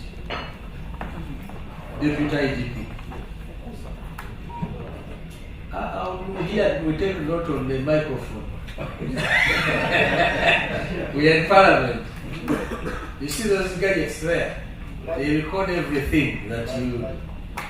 Yeah, thank you, Chair. You did not orient me, that's why I'm sticking to my notebook. But I thank you. I think I am appreciative. Yeah, of course, the concerns of land, we as police, we are taking it seriously, and we are going actually to reclaim all our land. Honorable Chair, to give you an example, recently we recovered our land from Lira. The matter went up to court, and the issue was resolved, and the land was returned to police. And this was the local administration police land. And we are even now able to give part of that land to the expansion of Akibwa Stadium. Thank you, Chair. So the land in Kasanda Police, it's of Uganda land. So when you making updates, you should tell us whether there is any formal arrangement with the Uganda Kingdom about that particular piece of land. I told you Kasanda, I told you Mukono, and someone has told, please don't forget. Okay, let's make progress. Mr. Chairman, I want to draw attention to page 16 of the accounts. Page 16 of the accounts, accounting officer confirmed that you were there.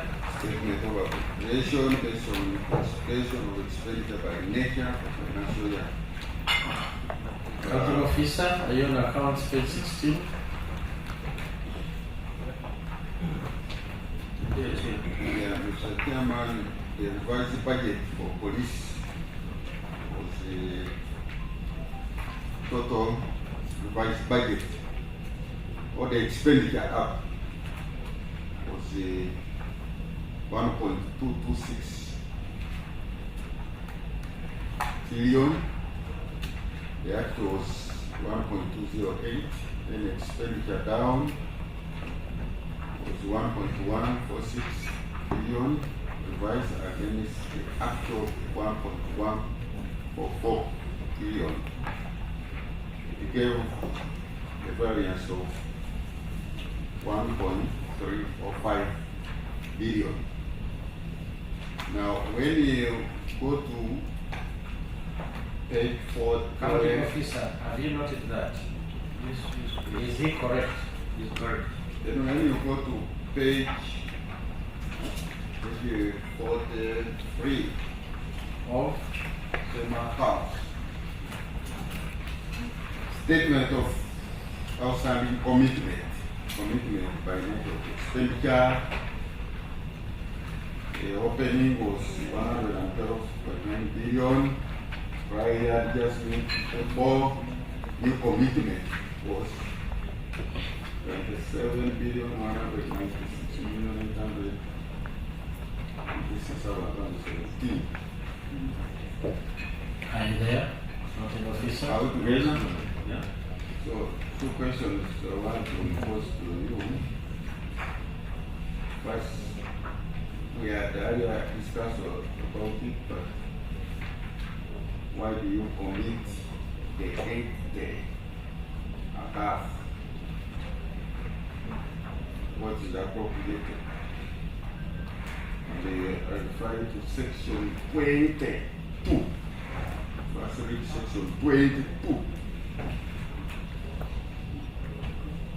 Section 20, subsection 2. I don't know, what does it say? A board shall not take any credit from any local company or body unless it has not unpaid domestic areas from the debt in the previous financial year and it has capacity to pay for the expenditure from the approved estimates as appropriated by Parliament for that financial year. So in that respect, sir, these are new commitments.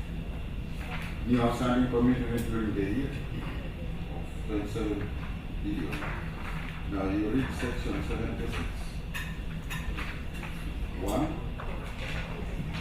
then 77E and the M. 76, it talks about that.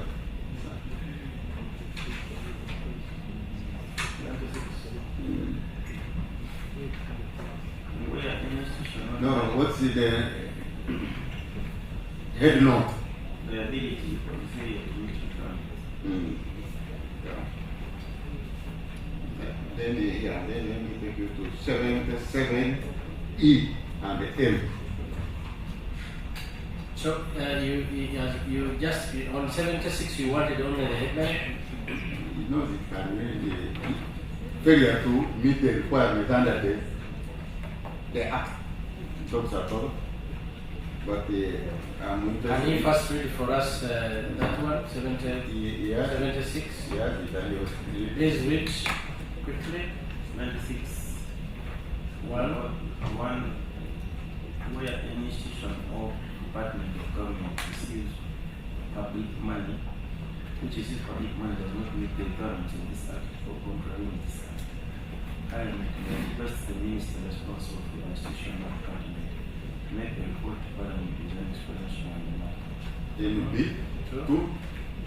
Where it is established that the institution of government did not meet the requirements of this act or contravening the act due to negligence or misconduct of the public office of the institution of government, the public office shall be held personally liable in accordance with section 77 and 78.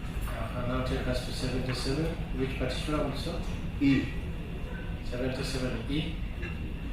77 under offences, and E states that being an accounting officer without reasonable excuse fails to comply with the requirement of this act, or fails to execute duties and functions imposed on him or her under this act. Then M.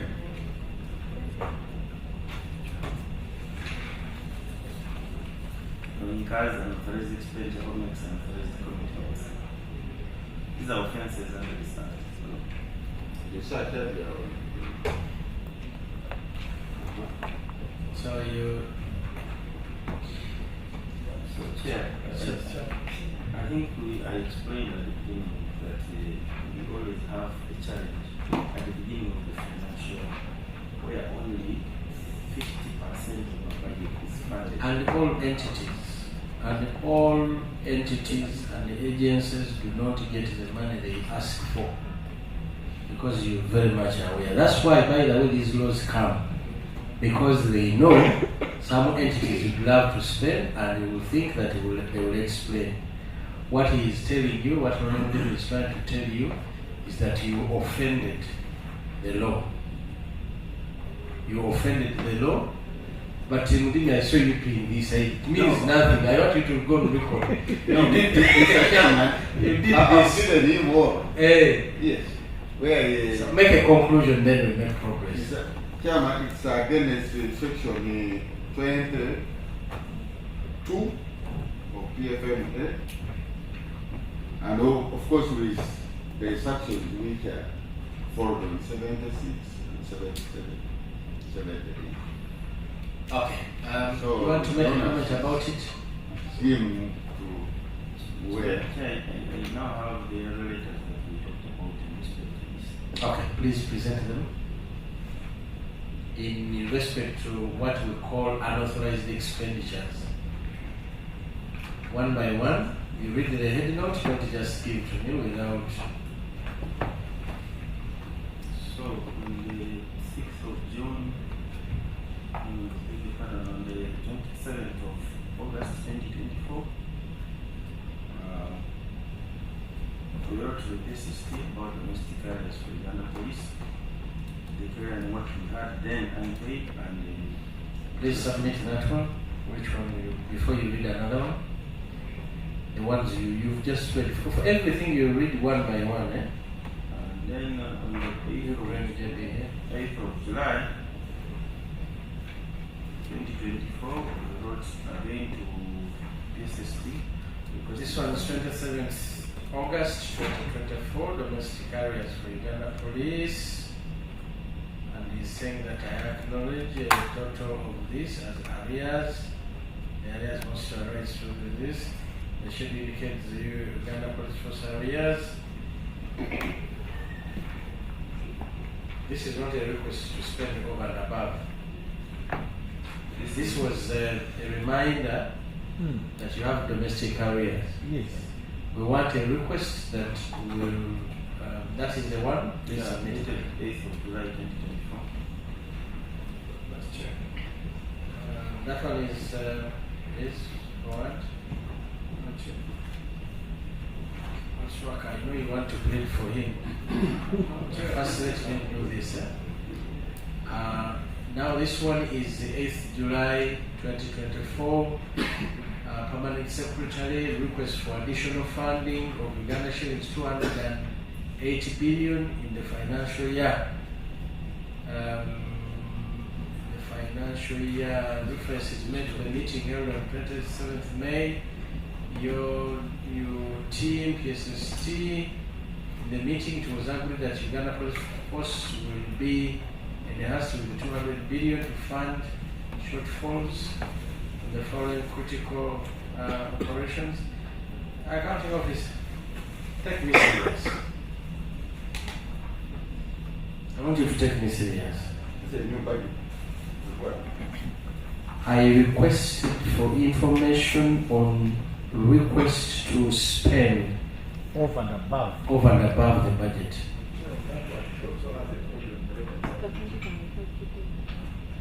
Kindly take me serious, accounting officer. And additionally, now, why would you make me wait for 1 hour when you know that you're going to submit this? Is this what I requested? Yeah, I think my understanding was that you wanted us to show how we implemented to get additional funding. No. Were we discussing additional funding? No. Beyond the budget line that were we discussing additional funding? We were discussing who gave you permission to spend 33 billion. Over and above the budget. And over and above what Parliament appropriated. That is the request that we want to look at. Not this. That is taking this entire committee as if we are, normally because you say we are senior six, you think we don't understand very well. Yes, Honorable Philip. And this is the third document you're submitting before this committee, and they mean nothing to the matter before us. And yes, Chair, Honorable Philip. And Chair, you can't ask for additional money over and above the budget when you have not even spent first quarter release. Any document that was written in July, it implies you asked for that money when the financial year had just begun. You are telling us that what had been approved had been exhausted, which is not possible. Here it's about what was approved in the budget. You went beyond the budget line approved by Parliament. So you only ask for additional money when that budget line has been exhausted. You want to tell us by that time in July you had exhausted what had been approved to ask for additional budget? And all this that is telling, they are just stories and communication, not about a particular. But now, I think you know you offended the law. And we shall take you, that I think that's why Mudimi said, did like this, they said. I've given you everything to tell you that you offended the law. And you have been doing it every financial year. Spending with total disregard to the law. And remember in 43(5), you are liable, personally liable to this. Honorable Mudimi, you want to conclude this? Yeah, Mr. Chairman, the last item, I think this is clear. The one we have been dealing with. Coach Bob. Yes. Yeah, the last one. Allow Coach Bob 1 minute, then we'll conclude with that one. Yes, Chair. May we stand up as the chair guided? Order. Good afternoon, officers. We say rule of law. Rule of law. Rule of law. Rule of law. I can't hear you. Rule of law. Rule of law. Law and order. People, Law and order. then you Law have and not been order. captured Law by the and presentation. order. Law and order. Law and order. Law and order. Law and order. Law and order. We sing around. Law and order. Law and order. EFCO standards. EFCO standards. EFCO standards. Louder. EFCO standards. EFCO standards. More fabric. More fabric. More fabric. More fabric. More fabric. More fabric. More fabric. More fabric. More fabric. More fabric. All of us on our toes, we start counting together. 1, 2, 3, 4, 5. Louder, police. 5, 6,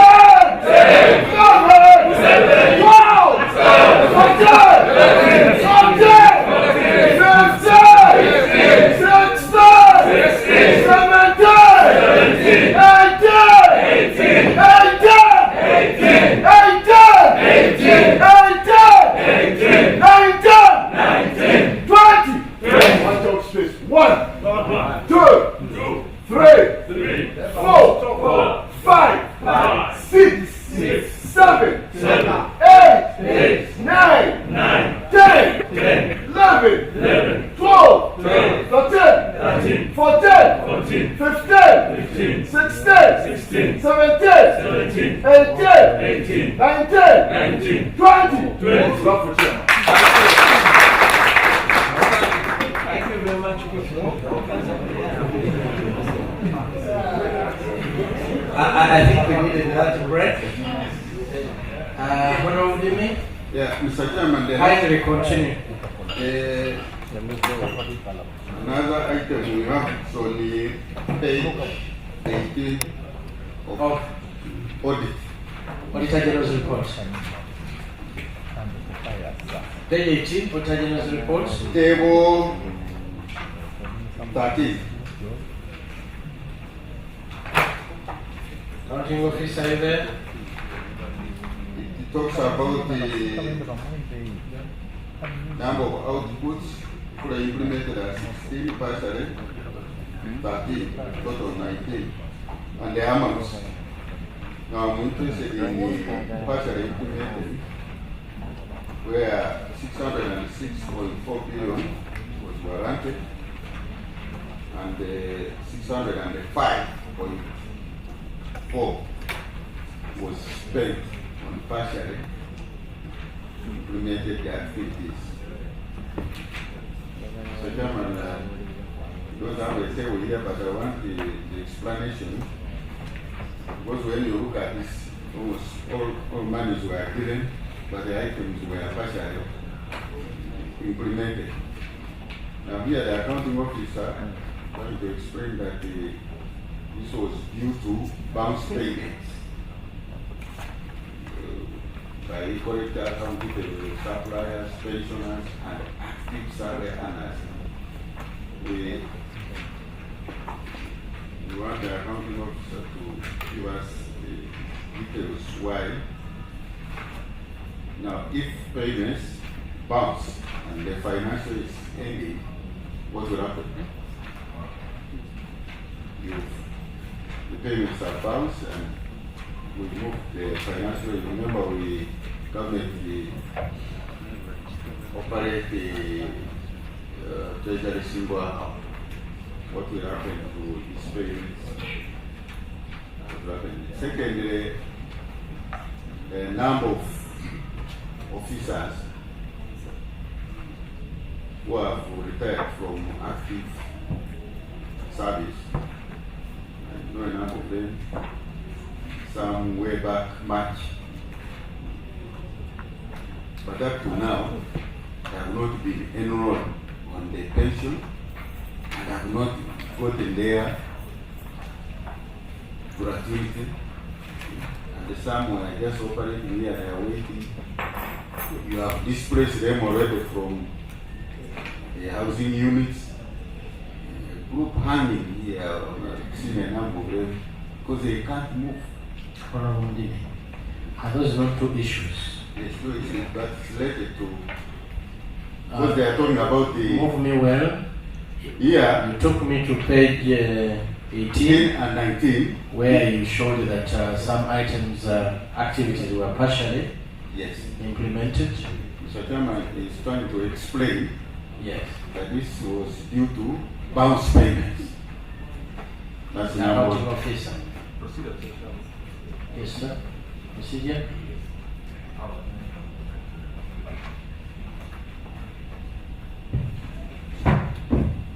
Thank you. Mr. Chairman, I'm seeing my brother is going to the next point, but there's a very crucial area where you ask for a document and different document was submitted to you about the extra expenditure of about 33 billion.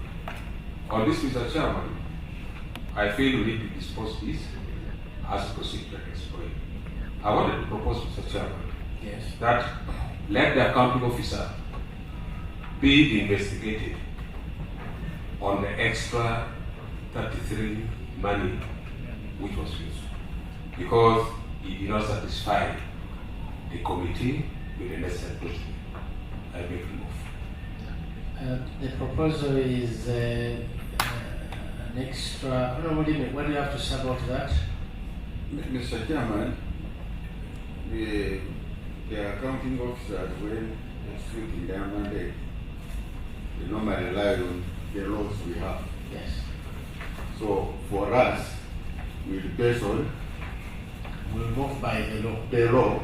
Then the issue of investigation will, because we can't here now just judge. For us, we will go to the law. Then the rest will be degree.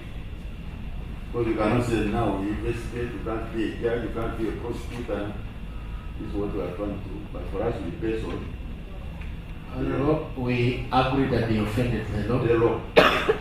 So the owners will be the report will give Parliament, then Parliament will take a decision. Because they cannot now say, no, he has offended this, let us investigate, now take me to do all this. Mr. Chairman, I thought as a committee we recommend. Yes. Therefore, we recommend that the accounting officer be investigated. That will be in the house. Okay. We shall do that when we are doing the final report. So here, what I'm trying to raise here, and move me well with my members. I want Doreen, although she has just come, to follow you. Doreen, introduce yourself and the Honorable Member of Parliament, Wari County. Honorable, introduce yourself. I know you've been here, but somehow I missed you having you. I'm trying to raise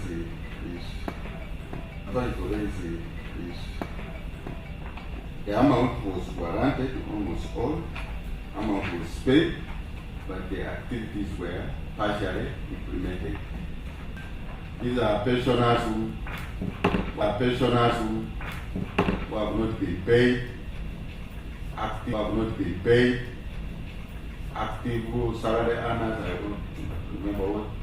And here say all this has been under EGP or the portal. Accounting officer, you spent 605 billion.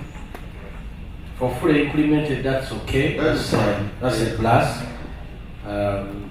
You achieved that, that's okay. But you spent all the money, but the activities remain partially completed. And the Mr. Chairman, it was supposed to be somewhere in the north to the accounts. Yes. For the bounce payment. Maybe it's somewhere I want to. Accounting officer. The details of these suppliers and pensioners can be provided to the committee. What is true is that at the end of the year, you make payments and some do not go through for the various reasons I've said. Some do not go through for the various reasons I've said. And therefore, those ones become arrears. And in a very practical way, these are the instances under which in the following year you actually now have to pay. But Honorable Chair, I want to raise something of interest to the country, and not only to me as an accounting officer. We do not create these areas when we are buying food for our homes. It's because we want to run institutions. But you're insisting on that, and we say that one I ruled on it. You want me to go back? No, I want to raise something that is. You want me to go back to Honorable Anya's ruling? No, Honorable Chair, I want Parliament of Uganda to take interest in what causes arrears, and they help accounting officers. There is a clear law. There is a clear decision by Parliament that no entity is allowed to acquire more, especially after the verification of arrears. And that is the operation, even if you call the account. Do I have somebody from Accountant General? Kindly come and speak about this. Whether now you've allowed the Uganda police to hazard when they want, can spend. Accountant General.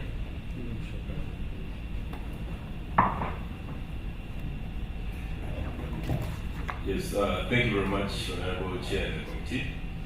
Yes, as the committee has actually guided by the law, the entity is not allowed to accumulate arrears.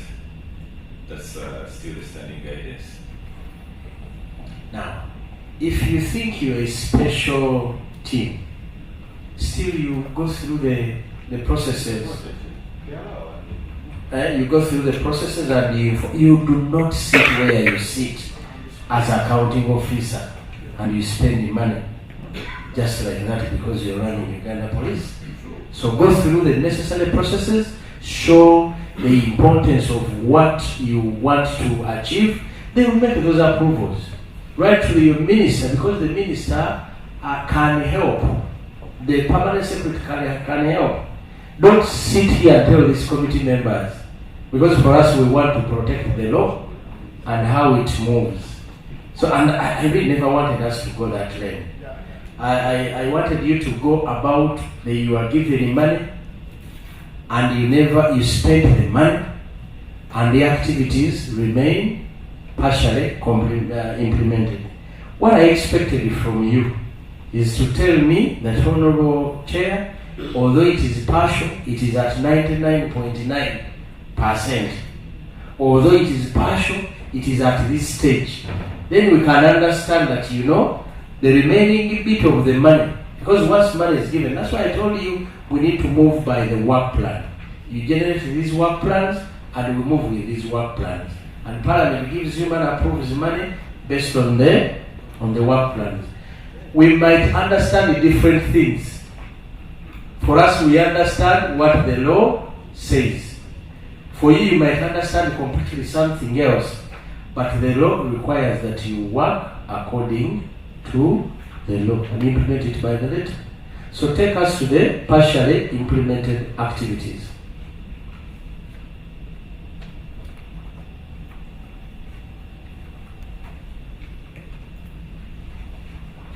I'll explain that the underutilized warrants was due to bounced payments occasioned by irregularities in account details of suppliers, pensioners, and active salary earners, and these will be subsequently paid. So partially implemented. Auditor, that's why when you can help us, do we have any documents here what shows which was partially implemented? On this, your report. Because for him, he understands partially implemented, it means underutilized the items. For us, we understand something completely different. Chair, we don't have a schedule. It was not attached, but we have it in the office. Maybe you can submit it. You can submit it. Kind of always, like we agreed on this one. I need the values. That the amount of money lost if these activities were implemented is this. Okay? Yes. Now, Teza, I will be the chairman next financial year by God's grace. Yeah. And this is why we want us to move. When you just tell us that, like now, for him, he's telling you, underpay the bounce. Now, how do you pay for something which the auditor considers partially implemented? An item cannot be paid when it is partially implemented. Can it be paid? So it implies that even he added another problem to the problem. The item is recorded partially implemented. And he's saying, I already paid for it. I don't know whether we are talking about the same thing, accounting office. Are we talking about the same thing? What is in the report is about underutilization.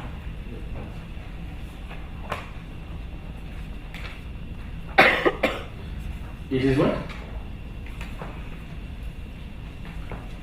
You read me the first paragraph. No, the first paragraph on page 19. What is the statement on the Auditor General's report, page 19? Page 19 has us.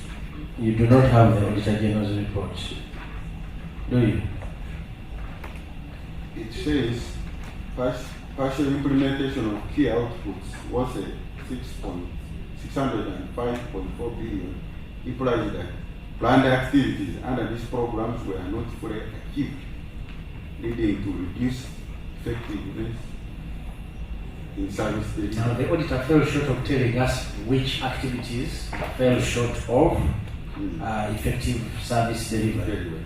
And we expected you to tell us and to recall that these are the activities we're supposed to pay for, these are the activities So are we on the same page? Are we understanding the same thing, or you on something else? Chair, in our report is 17. No, we are not dealing with your report. The auditor further says the accounting officer explained that underutilization of warrants was mainly due to bounced payments caused by incorrect account details of suppliers, pensioners, and active side earners, which have since been corrected through the e-gestation portal. Now, if he was convinced that you are right, if the auditor was convinced that you are right, this matter would not be before Parliament. But because your statement was not convincing, that's why isn't that so? The fact that your explanation was not convincing, was wanting, that's why he carried it. You remember you had an exit meeting and you insisted that this means this. And that's why the auditor carried it and said, this remains, and the audit queried. So you've given this chance to explain, still you're explaining the same thing. Questions? So what should I say? Okay, we shall take you by that. Honorable Mudimi? Chairman, finally I raised the issue of officers who recently retired. As far as March, but up to now they have not graduated to pension account, nor received their package. So that's not a part of the... no, it is part of saying the pensioners, he has mentioned it here. So you're asking it generally? Yes. Now before he answers that, let me have this one. Is it part of the audit queries? Honorable Wanyama. Then I'm coming back on that one. Chair, mine is just on the... There's a memorandum statement here, statement of contingent liabilities, which is by page 41 of the financial statements of the accounts. It's not reported, of course, by the modified accrual. Page 41? Page 41 of the financial statements. Yes. Doesn't appear on the face of the financial statements, just by the module of the reporting standards as of today. But it is a key concern because it commits government. These are court cases normally. When we look at page 41, in 2025, government is they have put here 163 billion. In 2024, it was 98 billion. When I look at that movement, it means 64 billion. That's between 1 year, from 2024 and 2025. I've been looking at the list, the shade of quantifiable contingent liabilities. That is, if you go towards the end, they are not with numbers, but if you go towards the end of the financial statements, you'll find it. 150, right after the summary of domestic areas. It's the next year.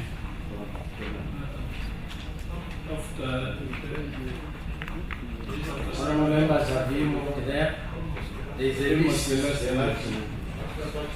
is a list of quantifiable contingent accounting officer. Are you there? Yes, sir. I feel these are serious matters because, number one, I would want to know what forms, what entails these court cases that Ugandans are taking police to court. Two, I'll try to just do a quick addition here through to look out for cases of 2024 and 2025. And they give me a total of 11.2 billion. Runs of 2024 and 2025. Because this is the list coming all the way from around 2009. I've been looking at it. And here when I looked at our movement from 2024, on page 41, I was talking about around 64.9 billion. So I relate the two, the 64.9 relating to 2024-2025, and what I've casted through on the list is around 11.2 billion. So there's a mismatch of around 53.7 billion there.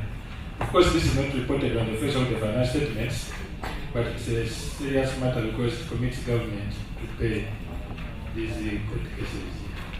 Maybe the accounting officer. Number one, I'm interested in knowing what it entails. I doubt, no, what entails has been provided. So these are just names. These cases, just, but what Now, forms? unless you have a specific one, you can use as an example, but you can't ask him to explain all his work. Okay, there's one of 7 point something big one. Which one? Let me get it. You cannot ask him to give you information on each one of them. So pick one and you say, for There's example, one on number 89, 7.150 billion. 7. Senator David and others versus Attorney General. Who is the accounting officer who can explain that? Is it you or you have an officer to do that? Ligo? Ligo, are you there? Yeah, you can respond with the number 161. Ligo? Who is the one in charge of Ligo? Please don't hide.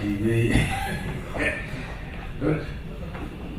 That man should not hide.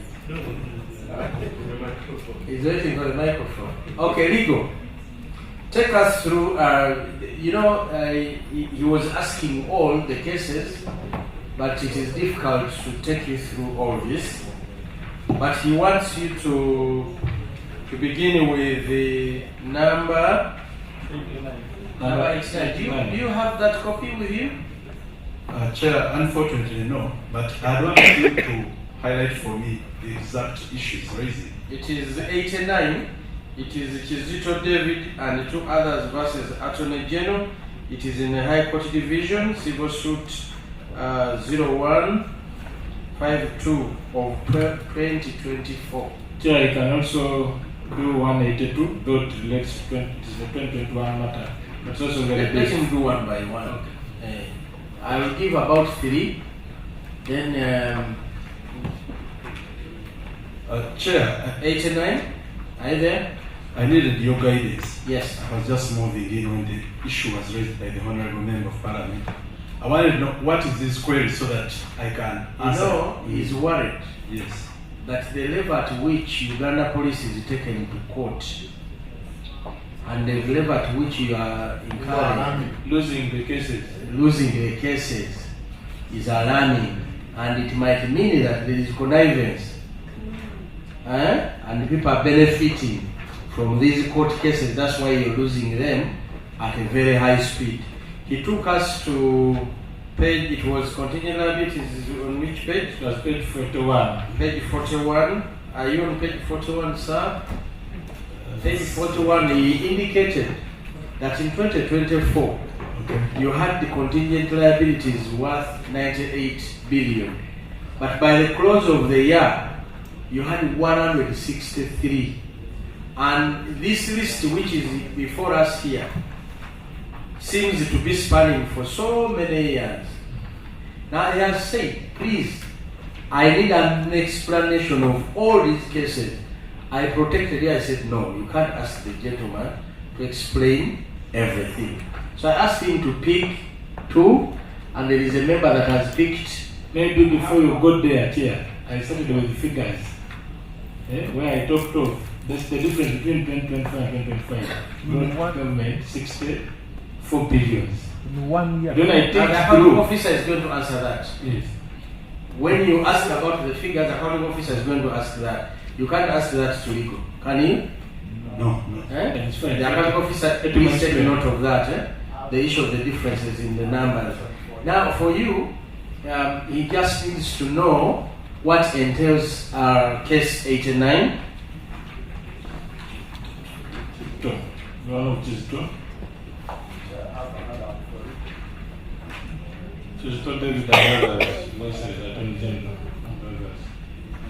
Okay.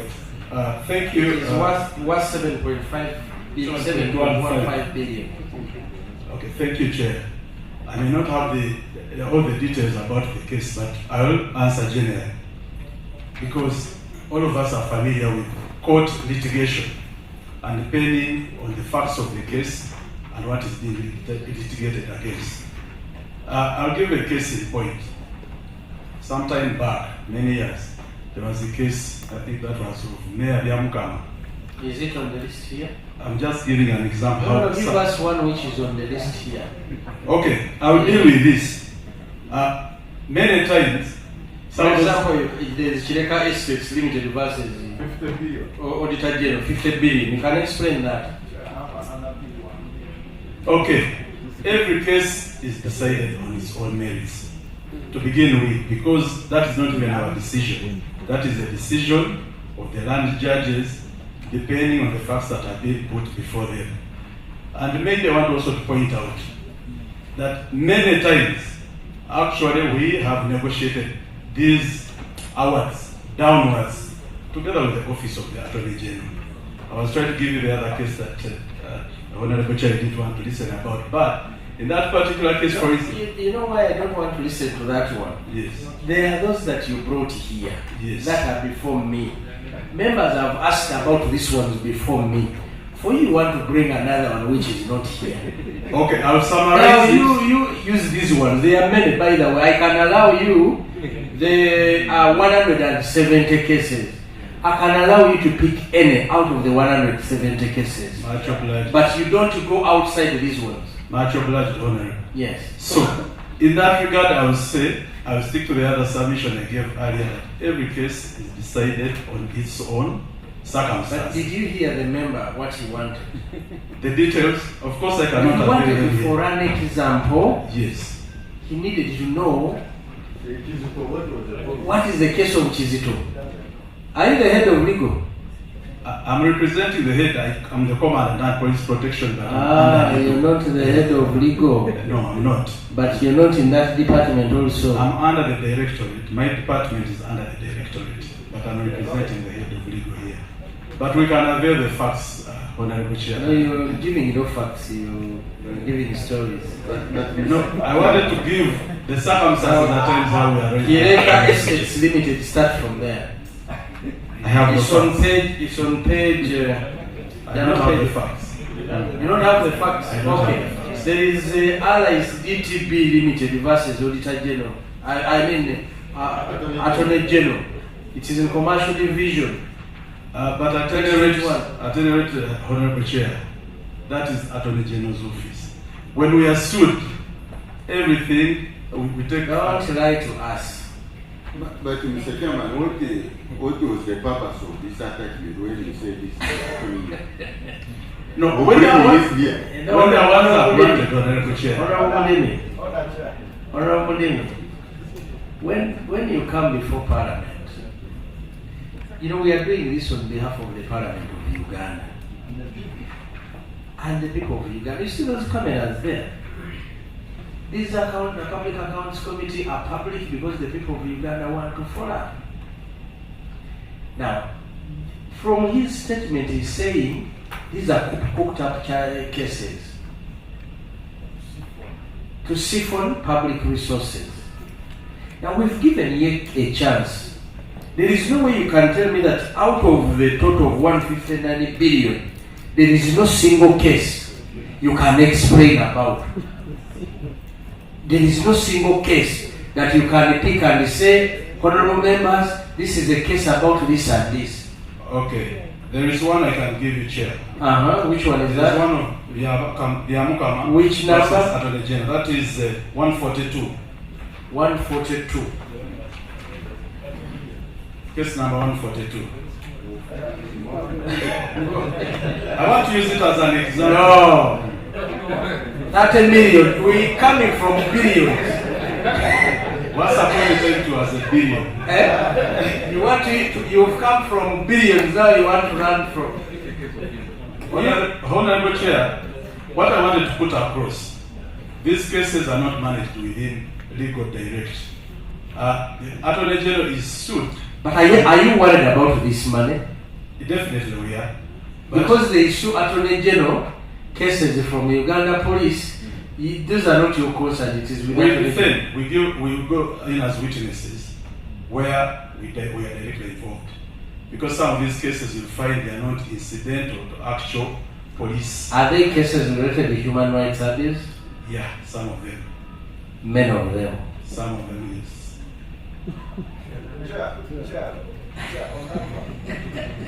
Chair, Account officer, yes, Honorable Swakaleni comes in. Honorable, I think through you, Chair, and the Dubai DP and the Accounting Officer, if somebody doesn't have the facts, you'd rather sit. But Chair, Chair, I want to interest you and the Accounting Officer on the schedule of Article 55. May I know the person of Springwood Capital? They are saying the amount is $6 million US. 6.5. On page, on which number? Which number? Number 2. I think number Accounting officer. Your man failed completely. Yes. Pick it up from there, accounting officer. The man you relied on, the gentleman you relied on cannot explain everything. Chair, Yes. the contingent liabilities we have here are basically in 5 categories. He is talking about which one? Sir, I was interested in raising money government in US dollars. $6.5 million. 6.5. That one we must be offended, you must know about it. I need to know. Because when you come to government, we don't have this. Let's give him chance. As we get the details of this one, I wanted to say there are the 5 broad categories. One, cases which are raised against police caused by individual officers, which largely relate to human rights. And people go. They make what percentage? I think they make about 60% of the cases.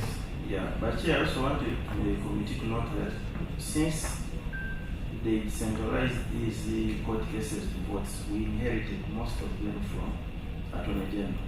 And actually these are cases, as you've seen, some are for 2011. Now we also have cases where disputes arise out of commercial transactions. That's why you are seeing the shape here of UTL. For example, I want to tell you that UTL. The member asked about Springwood Capital. I'm getting the details. No. You first explain about this one. It's about what? That should have been a commercial dispute. And between who and who? It should have been. Chair, can we get those facts quickly? Somebody's checking. And who is checking? I want to be sure. The other time you told me to wait. And you brought air. Who is checking now? And that is the problem. You see, by CID come and tell me what you are supposed to do about your bosses. We are going to get these facts straight. Somebody is clearing out. Now you are trying to explain. I'm going to explain the broad Springwood. Springwood and Allies DBT, yes, I think are in the same category. Allies has 14 billion. That was a procurement dispute. Procurement dispute. Yeah. Somebody missed out on the procurement. Somebody claims that they participated in a procurement process and they did not get an award, and therefore they have taken us to court. It is very interesting that when you participate in a procurement, even if at the end of the day you don't get the contract, you sue that you lost future income because you participated in the process. So now I want to know 163 versus 159. See the heading here is saying quantifiable contingent liabilities, civil suits. Now, does these cases constitute part of 163, or this is something else? That should be part of the what constitutes 159. Has he understood me? Yes. Mr. Chairman, the officer made mention that many of the cases is related to human rights violation. Mr. Chairman, I've been in the center of taking government to court on human rights violation. And we have seen from northern Uganda, where the human rights were violated, others their ears were cut, their lips were cut, and when they went to court, the awards that were given to them, maximum less than 50 million Uganda shillings. And what I'm seeing here, Mr. Chairman, I think there's something wrong with the police and Attorney General. The award of 50 billion, 6,000 US dollars. Mr. Chairman, the committee, 6 million, the committee needs to get interest in this matter. This is one of the ways on how they connect with the Office of the Attorney General and the Sweden of Government Resources. What kind of human rights violation? That is awarded about 200 billion, 600 billion. What's that? No, that's why I asked the accounting officer. I wanted the accounting officer. I asked, is this the one which you attached part of the 163, or 163 has been awarded and 159 is in waiting? Chair, what we have recorded here on page 41 is categorized into three. Yes. One is the debts relating to Civil Aviation Authority, and that's the rent issue. Civil Aviation called the police at the airport in 1991, and the police started helping them. Later they turned out and said, you should pay rent for being at police. That's why it's in court. Now, Uganda Telecom, I'll give you the story. It's Chogam, where they allowed us to put our gadgets on their masts. Now, you've not got me correct. I asked, the 59 is this. 159 is this. Okay? Maybe let me make it. The 80 was awarded. Is that correct? Or 80 constitutes part of the 159? Sure, what we've recorded is what has been determined, and we have figures. This has been awarded by courts. All those ones on this list? Not everything on this list. Because I can see 161 is not yet determined. 161 is not yet determined? That one I'm very sure. I'm not sure. Now, as Public Accounts Committee, we are going to take major interest in this area, and we will come back to you about these contingent liabilities. Honourable members, the committee, all agencies, we must take special interest in this particular. Now, what you're going to do to us, you're going to help us with, you're going to submit all what has been awarded, the status. What has been awarded, we will have an engagement with the Attorney General. We will invite him about all the agencies and ministries. Then it's good, because at the end of the day, this is what constitutes the domestic areas that we are grappling with as Parliament across. So let's take major interest in this area to see how far they go in abusing it. So for every agency that comes here, we must particularly interrogate this. For Uganda Police, they've shown me that they don't know much about these cases, but he's going to tell me, he has told me he's going to go back and generate a list. Did you say that, or I'm throwing words in your mouth? Yeah, you have made the ruling and we shall reply. Okay, so you need to give us that, but it looks so bad that an entity has these liabilities and they are not interested. So we want you to get interested. No, Mudini. The matter was the officers who retired and they have not enrolled on their pension, payroll, as well as they have not received their working. And they have left some of them who have been living in your units, they are not, they are suffering. Quickly respond to that. Yeah, that's the problem we deal with every day. And we have improved the systems now. It is quicker. What we have always done whenever Parliament raises such issues to get a particular name, because our systems have improved. We migrated from the integrated payroll and personnel system to the human capital management system. And as much as possible, we encourage people that before they retire on their last day, they have fulfilled all what is required to become pensioners and get gratuity. But why is it not automatic? Yeah. You know, in your planning, that officer A and B, C, D is due to retire on such and such a date. Why does that office have to apply? Yeah, we even notify people on the time we are going to retire. But the challenges we have is that we have a very big vote.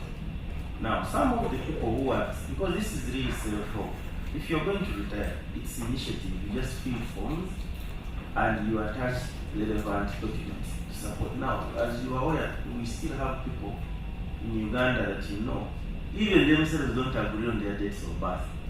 That one They disagree when you tell them they go to retire. Say, Wapi, I'm still here. No, but I thought retired. And Mr. Chairman, I recall sometime back when the accounting officer for public service, when she was here, she told us that the system now, when you retire in August, September you enroll. He said across government. But I've seen here before I start. Accounting officer, can you push for that so that these officers, when they retire, honestly, why do you make me fill other forms? It should be part. Somebody has retired and the date is known. Let somebody just transit. And Mr. Chairman, they have been on the payroll all along. Exactly. So what else do you want them to do? That's actually where we want to go. Yes. But the biggest problem we have, Chair, is that these people who are retired, when they were joining the police, some were not truthful. Some, because they wanted to join and they were young, they added their years.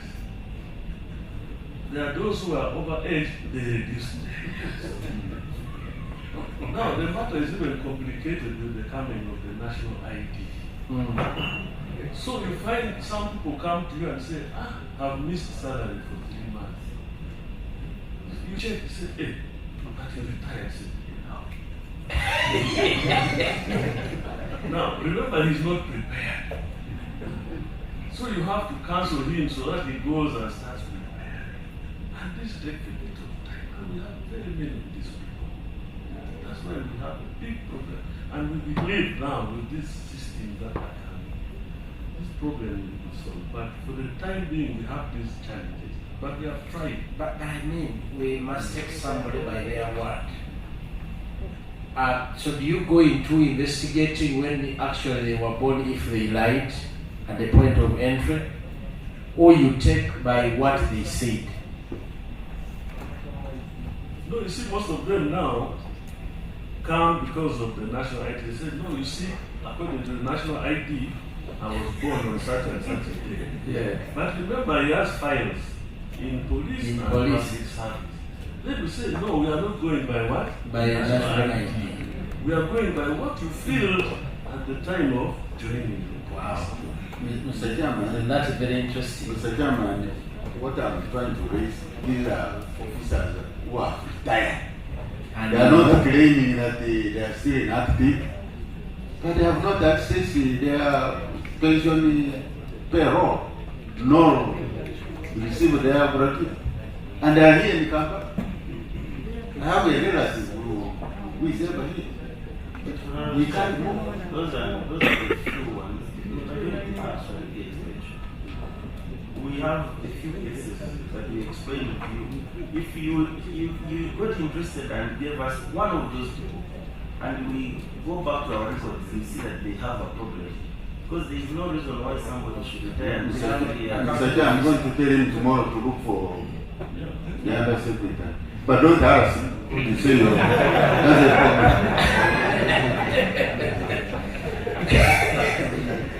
a Accounting officer, but going forward, I think the system should be synchronized that somebody is prepared for his retirement from the beginning. I enter today, I know when I will be leaving the forces, and I don't need to go back to apply to be a pensioner. I've been serving the government knows I've been serving it, my day has come, let me transit automatically. And this what you're telling you will happen to you when you're no longer the ones in charge. And tomorrow people will be tossing you around, making you line up for that. I want to conclude this meeting, yes. Chair, through you, IGP, why don't you copy from your sister force agencies? Chair, like UPDF, the people to retire in 2031, the list is already out. You come, you cooperate with them in these other operations, but why don't you cooperate with them in this retirement? Honorable JB, is that true? Yeah. Thank you, Chair. It's true. All the officers and the men of UPDF that are supposed to go home, the gout, it's called gout, is already out. Members are aware, they know when they are leaving, and they have prepared themselves. That excuse of ID, what you put on the file is what is and I think Honorable Swak has guided well, and the Honorable JD has approved it. Honorable members, I'm left with 5 minutes on my time, so come in, then Honorable Masaba. Then we conclude this. Chair, before we conclude, Honorable Fortunate, is there any serious matter that you would like to know? Okay. Chair, there is some matter here among the audit queries. If not attended to, might be a problem in the future. Yes. Related to procurement. Interest yourself on page 7 of the audit report, where the auditor brings it out clearly that during the evaluation you included value added tax even when the provider was not VAT registered, and you added withholding tax even when the tax or called withholding tax is on somebody's income. So you turned that cost to the entity, thereby paying double the cost to the provider. Is that right, accounting officer? Are you seeing it on page 7? Item number 3, table 2, item 3. In your audit remarks, the auditor brought it out clearly that you added value added tax and withholding tax on the cost. Get the contract value. Quickly, on that you made a quick response and agreed that you regret this anomaly in your response on page 3. So you realize that it was an anomaly. Are we there in your response? And you were saying you will recover this money when you give that provider the next business. If at all he gives business with you. Supposing he doesn't come back. Supposing he doesn't get any business in Uganda Police Force. Let us be outrightly clear. The law is clear. If a provider makes an error, or you have overpaid him, procurement, you have not seen it. Page 3 of your response, of your report, where you responded.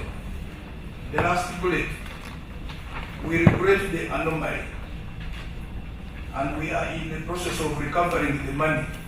Of 2024, up to now, you are in the process of recovery. For the subsequent contracts we shall have with him, that's when you recover. If a provider is overpaid, we have so many remedies in our laws. If you instruct him to pay... Honorable Wanzara, don't preach.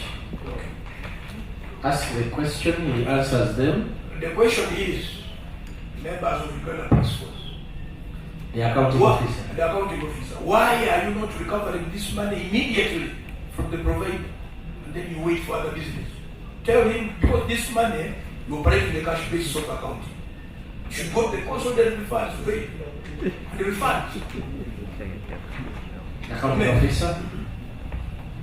I'm trying to conclude. Is it very Chair, you mentioned something about contingent liability and you said you will answer, and he has not answered. It was about movement in the figures, where 2024 was 98, 2025 it moved to 160, a difference of almost 65 billion in 1 year. That's where Wanyama started.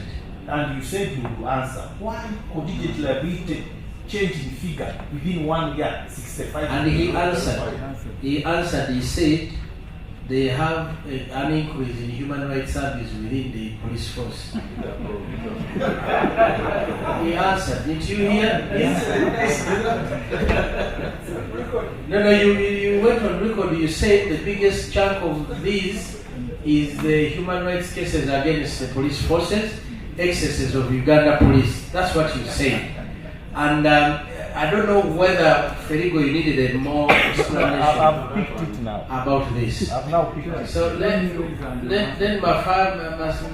Masawa, Karim, answer then we. Thank you, Chair. I will try to be brief.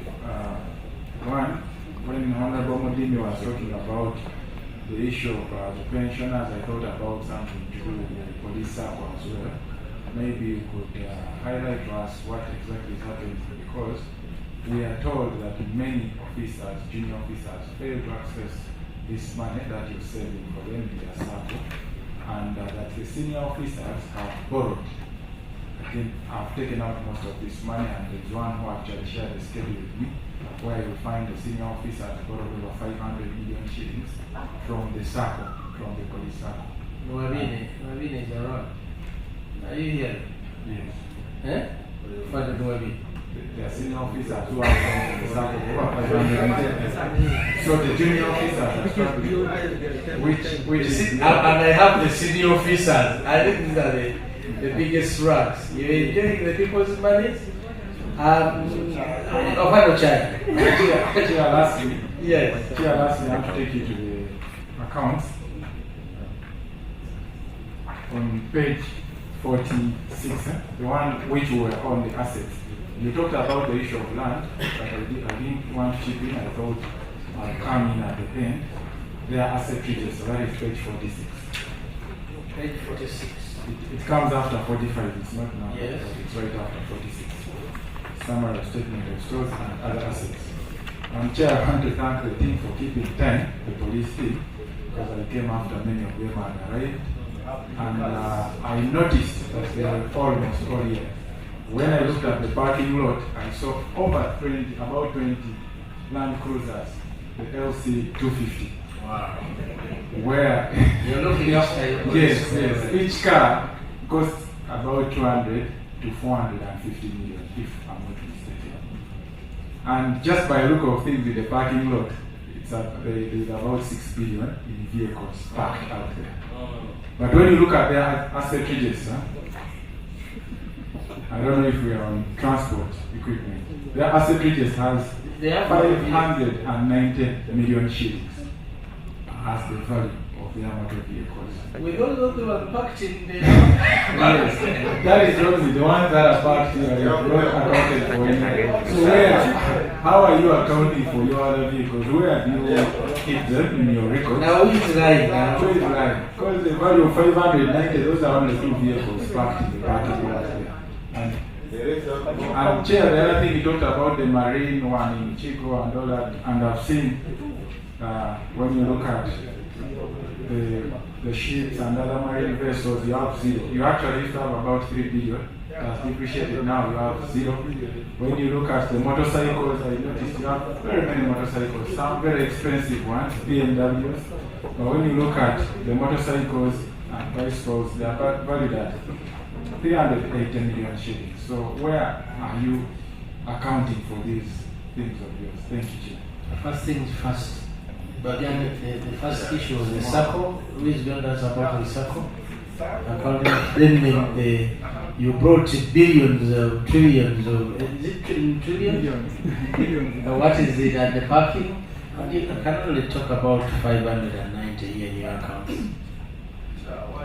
Chair, that issue is we are going to improve. The tool has a problem. The tool that was developed by accountancy.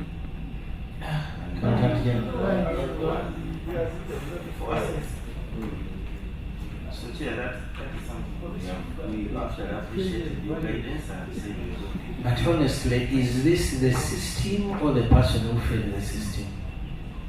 And you feed in 590 million on the number of vehicles police has? Logistics. Do you have a list of the vehicles? Do you have that list? It has like how many vehicles? Microphone?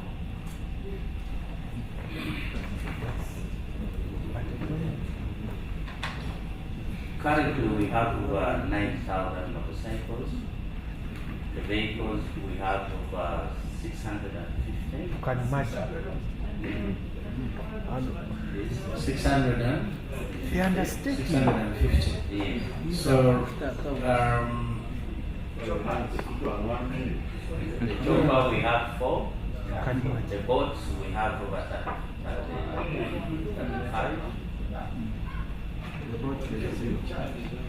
So are they, those the choppers, the rest, are they here? Aircrafts? Yeah, there. They said, what's Waka? Money is answering.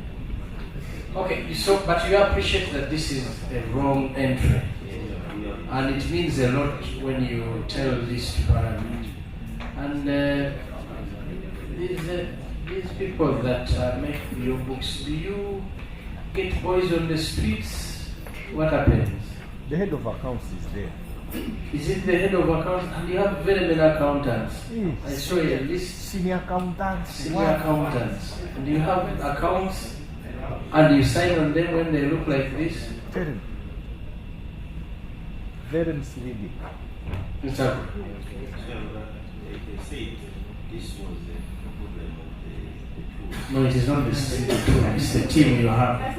I refuse to take it as a problem of the system. It's a problem of the team you have. You think Uganda police, you think you can do things anyhow you want. Tell us about the circle. That the senior officers are the ones enjoying the chair. The savings. What's wrong? On the circle chair. The circle issue is now subject to the subject of investigation, and in the next 2 weeks there will be a report which will be made public. The issues the honorable members raised have been around. The top management took interest. We had left the circle to run as independent institutions like under the cooperative acts. But when these issues came up, top management considered, and there is an investigation which is ongoing. We hope that in the next 2 weeks there will be a report and the action will be taken appropriately based on the investigation. This committee is interested in that report to make proper conclusions. So kindly, when the report comes, Chair, the issue of the circle. I remember we gave even 10 billion here in 10th Parliament. But Chair, as you do investigation, accounting officer, why don't you allow these men and women in uniform without even ranks, these lower cadres, to access their money? If a big person is taking 500 million, this person just even wants they grab the thing. 200,000. That's why they tell you. They grab it. And the biggest interest. And chair. The biggest grab. I don't know what JB. I don't know what is working. You have submitted. Thank you, Chair, for your guidance. Mine is on accounting officers submission. Before that, It's 36. chair on the circle. I'm with JB now. Thank you, Chair.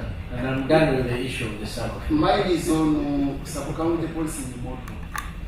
I really want to appreciate the policy. As I told you earlier, my PhD thesis from this policy, if well implemented, I can testify that it's a very good policy which can reduce crime. I urge my colleagues here, Chair, that let us support the model in liaison with our lower leadership. And they also I expected you, JB, to ask why is government operating parish government model and here you're promoting sub-county model. That's the question that's security the first chairman before PDO. Then the last one is the issue of canine. It has come up in our sector committee. The evidence produced by canine dogs, some judicial officers are not respecting it. Actually, they have turned it down, saying it is not substantial. Because the dog doesn't talk, can the IGP and the judiciary sit and harmonize the working relationship? Because for us, we are appreciating the role of this group. They really follow to the later. I thank you, Chair. Thank you. I think that was accounting officer. I want to end this meeting. I was supposed to end at exactly 1. We have lost 10 minutes. Kindly submit your final statements. You give a final chair. Maybe let me make these conclusions. Then you respond. A final chair. We are concluding. Can I give somebody to explain about canine? About canine? Yes. Please, quickly, canine.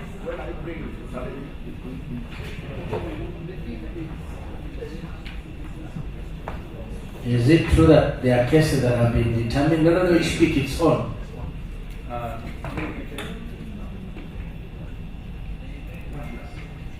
Thank you, Chair.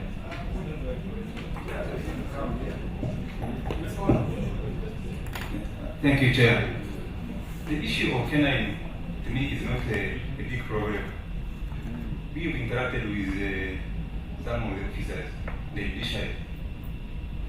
All cases are supposed to be corroborated when you are collecting evidence. Even when you find me killing a person, that's why they do postmortem to confirm the death of the person. All that is a corroboration. But what we find in the countryside is that a dog tracks and even arrests a person with an exhibit. But if the exhibit is not properly processed, most of these exhibits are fresh exhibits, agricultural crops. You said you are funding. My name is Commissioner of Police, Dr. Martin Mugumi. Dr. Martin Mugumi. Yes. The case is, the issue here is, the courts are refusing evidences of canine. Have you heard about it? How are you handling it? We have heard about it, and the cases which are rejected are the ones where the exhibits were not properly processed. So you have cases where the canines have helped in determining the cases and have gone through? Yes, so many, over 60% of the cases. Okay, thank you very much. Thank you very much. I appreciate it. Now, honorable members, I think we've done justice to Uganda Police. We've heard it from them. Now we are ready to write a report about Uganda Police that will be presented to Parliament. The accounting officer, you failed to convince this committee that there was the effort to spend the extra 33 billion according to law. You have convinced us about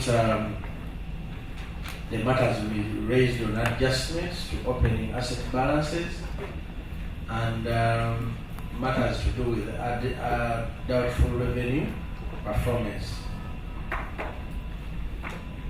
We still have a very big challenge about acquisition of new commitments during the financial year under review.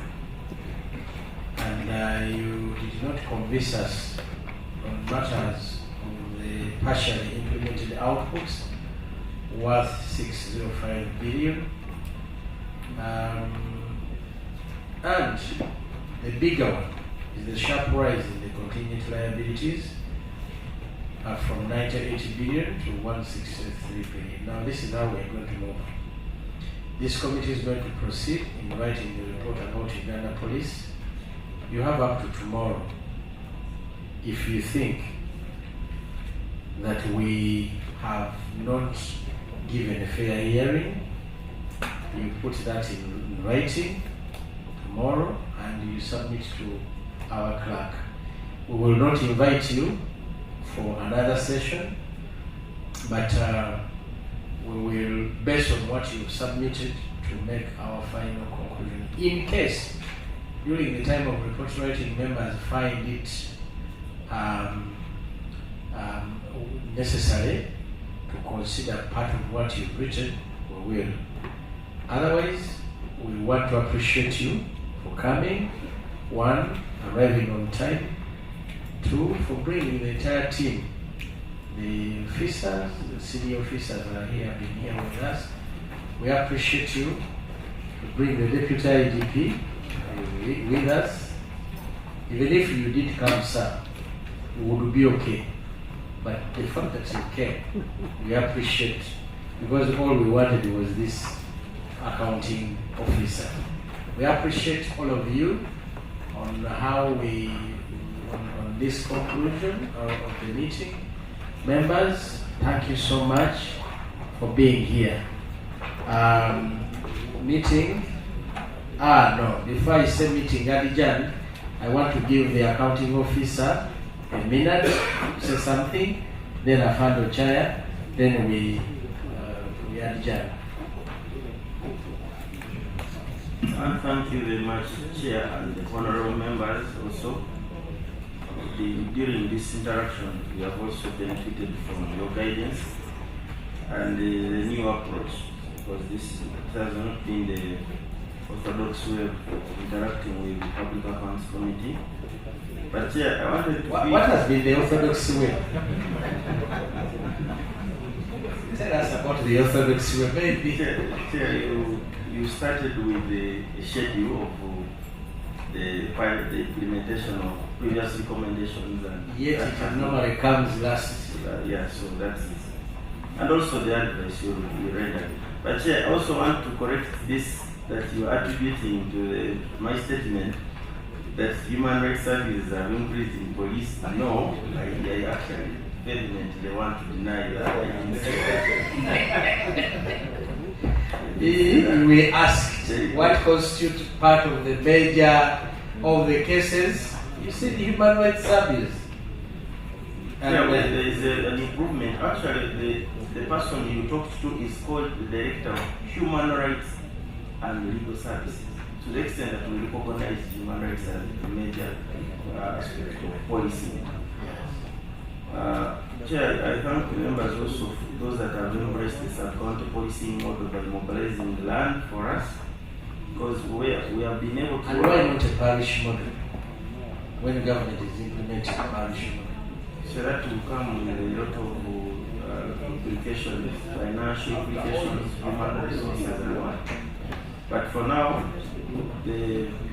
what we are doing is, if we get an offer of land that is free, we actually embrace that quickly, and we have been able to build where ownership is clear. So also, we know that in writing your report, you are an accountability committee, but there are certain aspects that you may bring out and can help improve policy, and that's in a positive way, because the challenge we have, if you've noticed, we are, if not the only vote where wage is 56% of the budget, and yet for most of the votes it's the other way around. You cannot have a vote where you have more wage than the non-wage. It means you are not able to dispense what you're supposed to.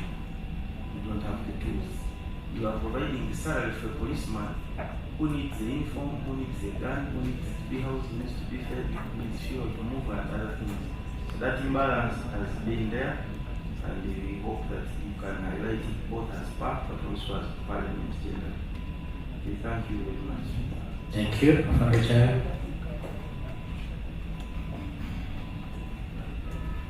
Thank you. Thank you, Honorable Chairman of PAC, Honorable Committees. First of all, allow me to take this opportunity to congratulate you, because I think I have not congratulated you. This is a new team, so I congratulate all of you for making it to the 12th Parliament. And maybe it's the breaks that you do in the elections. Maybe we deserve the congratulations. Yes.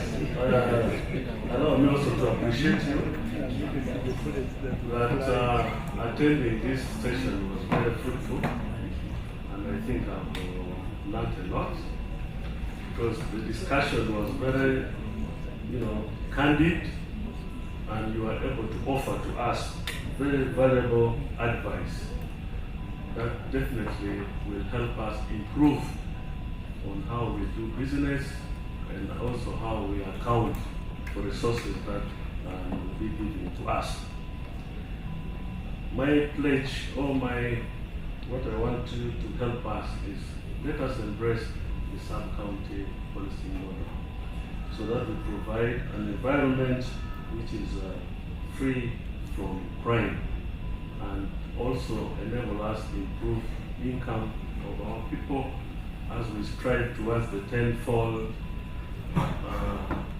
growth strategy. So with those few remarks, Chair, I thank you, and we hope you also come and visit us in the We feel because we always come this side. No, we are going to come. Fellow Chair, we are going to come on these cases. These cases of contingent liabilities. We will let you know the date when we will come. And if we fail to meet those witnesses that side, we may have them here as Parliament. Thank you very much, everyone. Meeting adjourned tomorrow, 9 o'clock.